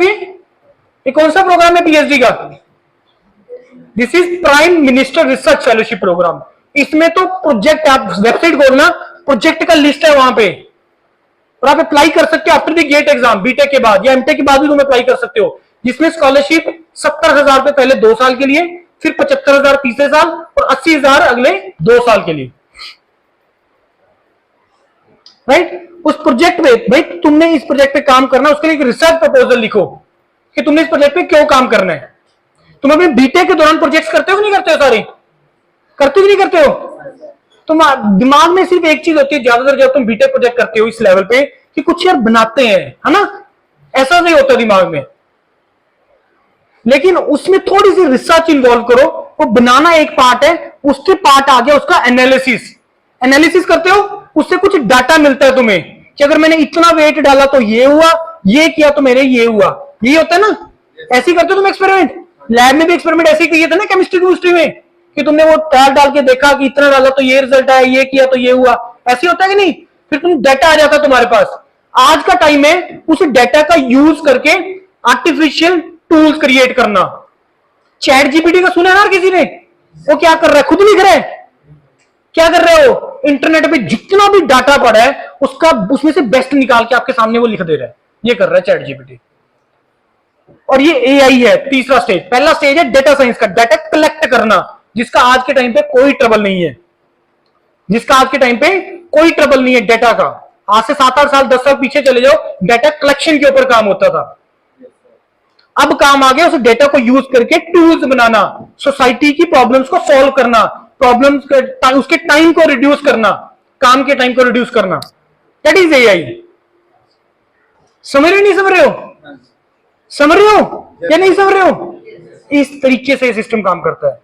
सो प्रोजेक्ट्स हैं, बहुत हैं, और तुम्हें अकॉर्डिंगली अपने आप को प्रिपेयर करना है। So you should go for the higher studies. Higher studies में क्यों जाना चाहिए? 3 उसके पीछे मेन रीजन है। क्या? पहला चीज क्या था? पहला रीजन हायर स्टडीज का ब्रांडिंग, दूसरा स्पेशलाइजेशन, तीसरा एक्सपोजर। यहां पे तुम बैठे हो और ये पंजाब का है, गो टू द आईआईटी। कौन होगा उस ग्रुप क्लास के अंदर? ऑलमोस्ट हर स्टेट का बच्चा होगा कि नहीं होगा? तुम्हें नहीं लगता कि तुम्हारा लर्निंग बनेगा? सर ने बेंगलोर में कुछ टाइम निकाला, कुछ दिल्ली में निकाला। अब आप खुद अपने आप को जूम करके देखो कि यार अगर मैंने कभी 2-3 साल अगर मैं बेंगलोर रह के हूं, या मैं वहां जॉब करके हूं, या 2-3 साल मैं कहीं और करके हूं, आपको लगता है कि तुम्हारा लर्निंग होगा, तुम्हें एक्सपोजर मिलेगा, तुम्हें बहुत कुछ सीखने को मिलेगा। And that is the exposure जो तुम्हें अपनी पूरी लाइफ लेना चाहिए, क्योंकि वही एक चीज है जो तुम्हारे आने वाली जनरेशन को सोचने का नजरिया चेंज करेगा। यहां बैठ के नहीं होगा, क्योंकि हमारा सिस्टम क्या दिखा रहा है हमें? हमारा सिस्टम यहां पे क्या दिखा रहा है? वही जो पीछे से सिस्टम चलता आ रहा है कि चलो जॉब कर लो या कुछ ऐसा कर लो, वही कर रहे हैं ना हमारा इकोसिस्टम। लेकिन जब तक तुम इस इकोसिस्टम से निकल के किसी और सिस्टम में एंटर नहीं करोगे, तब तक तुम लोग ग्रो नहीं कर पाओगे। और चीजों को बड़ा सोचना स्टार्ट करो। जितना तुम बड़ा सोचोगे उतना तुम लाइफ में ग्रो करोगे। क्योंकि एक बहुत बड़े साइंटिस्ट ने एक बात बोली है, मैं हर प्रेजेंटेशन में बोलता हूं, ये रिकॉर्ड हो रहा है, हम यूट्यूब पे डालेंगे, हर प्रेजेंटेशन में सुनना, मैं एक बात बोलता हूं। एक बहुत बड़े साइंटिस्ट ने एक बात बोली है कि small thinking is a sin. किसने बोली है line? Small thinking is a sin. किसने बोला ये? Doctor APJ Abdul Kalam. Sin का मतलब क्या होता है? क्यों वर्ड यूज किया? आपको क्या लगता है? आपको क्या लगता है क्यों वर्ड यूज किए? क्यों वर्ड यूज किए? सिन का मतलब होता है पाप। यार वो तुम्हारे करियर की बात कर रहा है, वो हो रहा है कि तुम मत छोटा सोचो। अगर तुम छोटा सोच रहे हो तो तुम पाप कर रहे हो। अगर तुम छोटा सोच रहे हो, क्या कर रहे हो? पाप कर रहे हो। पाप हम वर्ड कब यूज करते हैं? जब हम कोई चीज रिलीजन से रिलेटेड बात करते हैं, है ना? मैंने किसी के थप्पड़ मारा, कोई मेरे को बोलेगा तूने पाप किया? नहीं ना। कुछ हम रिलीजन से ले, क्योंकि इंडियंस बहुत रिलीजियस है ना, हम लोग बहुत रिलीजियस हैं, गुरुद्वारे मंदिर सब जाते हैं हम लोग, सब करते हैं। तो हम जब रिलीजन से कोई चीज बात होती है तो हम बोलते हैं कि तूने ऐसा करते तो पाप लगेगा, है ना? तो उन्होंने इसलिए वर्ड यूज किया है कि तुम इंडियंस क्योंकि ये पाप वर्ड समझते हो, तो ये सोच लो अगर तुम छोटा सोच रहे हो तो पाप के बराबर है। समझ रहे नहीं समझ रहे ये बात? तो जब तक तुम बड़ा नहीं सोचोगे यार, तुम लोग नहीं कर पाओगे ग्रो, अपनी आने वाली जनरेशन को सेट नहीं कर पाओगे। सर कितनी की सीट्स हैं, कितना का लोग हो जाएंगे, ग्रो हो जाएंगे? एवरीवन, सभी कर सकते हैं। क्योंकि जो आईटी सिस्टम है ये इंप्लॉइज क्रिएट करने के लिए नहीं है, ये इंप्लॉयर्स क्रिएट करने के लिए है। तुम सोचते कुछ और, जाते जब दो तुम कुछ और सोच के जाते हो, तो वहां से तुम एग्जिट मारते हो, कुछ और ही थिंकिंग लेके एग्जिट मारते हो। 5-7 लोग मिले करते हैं यार कुछ, जॉब क्रिएट करो। मेरे लिए कहना बहुत आसान है, नो डाउट अबाउट दैट, लेकिन किसी ने एक दो तो दो चार तो कर सकते हैं ऐसा, वो वही तो एग्जाम्पल सेट कर रहे हैं, वही तो रोल मॉडल्स बनने हैं, जिससे एक वे भी चल जाएगा इस कॉलेज के अंदर कि करते हैं यार, चलो आईटी, चलो आईटी में भी। शायद ये जो मैं चीजें बोल रहा हूं अगर किसी को अच्छा लगा या कुछ होगा, मे भी शायद इसके रिजल्ट भी 2 4 5 साल के बाद आएंगे, इमीडिएटली नहीं आएंगे। इमीडिएट सक्सेस में इतना सा मानूंगा इस पूरी प्रेजेंटेशन का कि तुम लोग सारे के सारे लग गए गेट की तैयारी के लिए, ये सक्सेस मानूंगा मैं इस चीज के लिए। और जितना भी आज मैं बोलूंगा ना सारी चीजें, इसमें से जो सी बात तुम्हें अच्छी लगेगी कि तुमने सोच लिया कि यार ये करते हैं, उसको कहीं पर लिख लेना जाके घर पे, और दिखाना मत किसी को, और खुद देखने लेकिन रोज, सो कि तुम्हारे दिमाग में हिट रहे चीजें, बात याद रहे। ये बहुत इंपॉर्टेंट चीज है। और डिस्कस नहीं करने ज्यादा किसी के साथ, मैं भी शायद मैं बोलूंगा आप अपने पेरेंट्स के साथ भी, क्योंकि शायद वो चीजों को अंडरस्टैंड नहीं कर पाएंगे। अगर उनका वो बैकग्राउंड है वो समझ जाएंगे, then you only discuss. Otherwise जिस दिन तुम्हारा वो रिजल्ट आ गया, जिस दिन तुम्हें वो सक्सेस मिल गई, उस दिन तो यार कैमरामैन आ जाते हैं, मीडिया आ जाती है ढोल लेके, आते ही नहीं आते हैं। उस दिन का वेट करो कि तुम्हारे यही गांव से कोई ना कोई निकला जो आईटी चला गया, फिर उसने ये किया, फिर उसने वो किया। करो यार, अदरवाइज बहुत पीछे रह जाएंगे हम लोग। मूव करो।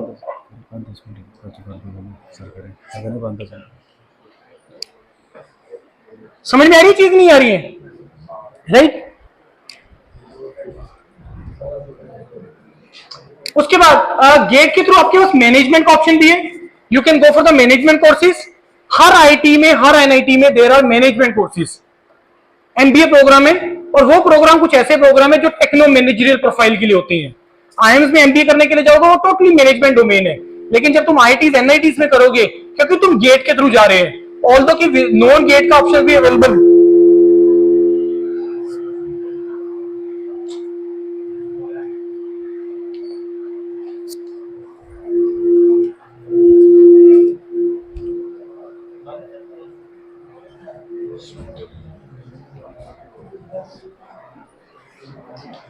नहीं हो गया, क्योंकि जो तुम विदाउट गेट जो मैनेजमेंट वाली डोमेन की ऑप्शंस हैं, बस 5 मिनट में वाइंड अप कर रहे हैं।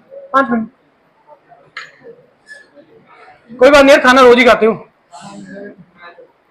कोई गल नहीं, मैच रोज खेलते हो, और कोई गल नहीं, टूर्नामेंट अभी हो जाएगा। ठीक है, तो मैनेजमेंट में आईआईटी एनआईटी में मैनेजमेंट की बहुत ऑप्शंस अवेलेबल है, if you want to go for that. उसके बाद आईएम्स में भी आपके पास मैनेजमेंट का ऑप्शन है, जिसमें तुम गेट के एग्जाम दे जा सकते हो, and that program is called the FPM program, fellowship program in management, IIMs के अंदर, जो कि गेट के थ्रू लेते हैं। राइट। उसके बाद फॉरेन के लिए कौन कौन जाना चाहते हैं? Foreign, very good. और कौन जाना चाहते हैं फॉरेन? 4-5 लाइनें बोलूंगा फॉरेन के लिए।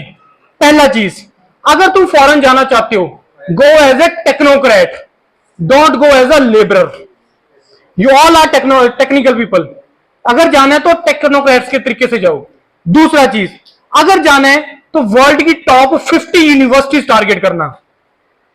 तीसरा चीज, अगर तुमने अब्रॉड जाना है तो 30-40 लाख रुपए वेस्ट करके मत जाना अपने पेरेंट्स की हार्ड अर्नड मनी। अगर ये तुम 3 चीजें कर रहे हो, बिलीव मी, उसके बाद की जो तुम्हारी सैलरीज हैं वो लैक्स ऑफ डॉलर में होती हैं। पहला चीज क्या है, मैंने बोला एज ए टेक्नोक्रेट जाना है। जाने का तरीका है, हम लोग जाते हैं एजेंट के पास, बाहर भेज दो कनाडा, पीआर कैसे मिलेगा, 1 साल का कोई डिप्लोमा हो जाएगा, तुम उसके बाद 2 साल का तुम्हें वर्क परमिट मिल जाएगा। वो काम कर रहे हैं, शायद अगर उसके तुम्हें बीटेक करने का रिक्वायरमेंट नहीं था। अगर तुम जाना चाहते हो, वो एज ए टेक्नोक्रेट, क्योंकि वो एजेंट को उसके बारे में नहीं पता और वो आपको बताएगा भी नहीं, क्योंकि उसको उसके बारे में पता भी नहीं है वो कैसे मिलेगा, और उससे उसका शायद वो पैसा नहीं मिलेगा, क्योंकि उनकी तो उन्होंने नंबर स्टूडेंट देने होते हैं और उसके अकॉर्डिंगली होता है। दूसरा चीज, तो वर्ल्ड की टॉप 50 यूनिवर्सिटीज टारगेट करो। तीसरा चीज, पैसा वेस्ट करके नहीं जाना है, क्योंकि मास्टर प्रोग्राम में पैसा लगता है। अगर तुम अब्रॉड जाना चाहते हो, गो for the PhD abroad. Masters India से करो, पीएचडी के लिए अब्रॉड जाओ, जिसमें जो इंडिया में तुम्हें 70-80 हजार रुपए पर मंथ मिल रहा है, वहां पे 3,000-4,000 पर मंथ यूएस डॉलर का स्कॉलरशिप है, जिसमें तुम्हारा खर्चा $1,500 से ज्यादा नहीं है। 1,500-1,800, $1,000-1,500 का तुम्हारा सेविंग है, जो शायद तुम्हें यहां पे अगर गवर्नमेंट जॉब भी कर लोगे उससे भी डबल होगा, वो डबल ट्रिपल। पीएचडी में सर इतना पैसा मिलता क्यों है? क्योंकि पीएचडी जो होती है वो एक प्रोजेक्ट के ऊपर काम करना होता है। सर पैसा कहां से आ रहा है इतना? कंपनी के पास इंडस्ट्री के साथ प्रॉब्लम है, उसने प्रोफेसर ढूंढा कि ये लो भाई, तुम इस डोमेन के स्पेशलिस्ट हो, इस प्रॉब्लम का इसका मेरे को सोल्यूशन दो, अगले 2 साल में 3 साल में ये पकड़ो, $10 लाख दे रहा हूं तुम्हें मैं। तो तुम्हारे पास बहुत अच्छा ऑप्शन है, इस तरीके से जाओगे, राइट। एक और चीज बोल रहा हूं कि अगर तुम मास्टर्स के लिए अब्रॉड जाना चाहते हो ना, 2 प्रोग्राम होते हैं, एक एमएस होता है, एक एम इंजीनियरिंग होता है। अगर एम इंजीनियरिंग में जाते हो स्कॉलरशिप नहीं होती है, अगर तुम एमएस के लिए जाते हो तो तुम्हें वहां पे स्कॉलरशिप मिलता है मास्टर्स प्रोग्राम में। लेकिन मे भी तुम्हारे एजेंट को इस चीज का नहीं पता होता, क्योंकि जिन यूनिवर्सिटीज की मैं बात कर रहा हूं उसमें एडमिशन एजेंट के थ्रू नहीं होगा। समझ में आ गई बात, राइट। उसके बाद 3-4 क्वेश्चन है, मैं 2 मिनट में खत्म कर देंगे हम लोग। 2 गेट के एग्जाम देने चाहिए नहीं देने चाहिए, 3rd ईयर में गेट देने का क्या बेनिफिट है, हायर स्टडीज क्यों करनी है, वो मैंने सारा आपको डिस्कस कर दिया, ठीक है जी। 2 गेट के एग्जाम विजिबल है नहीं है,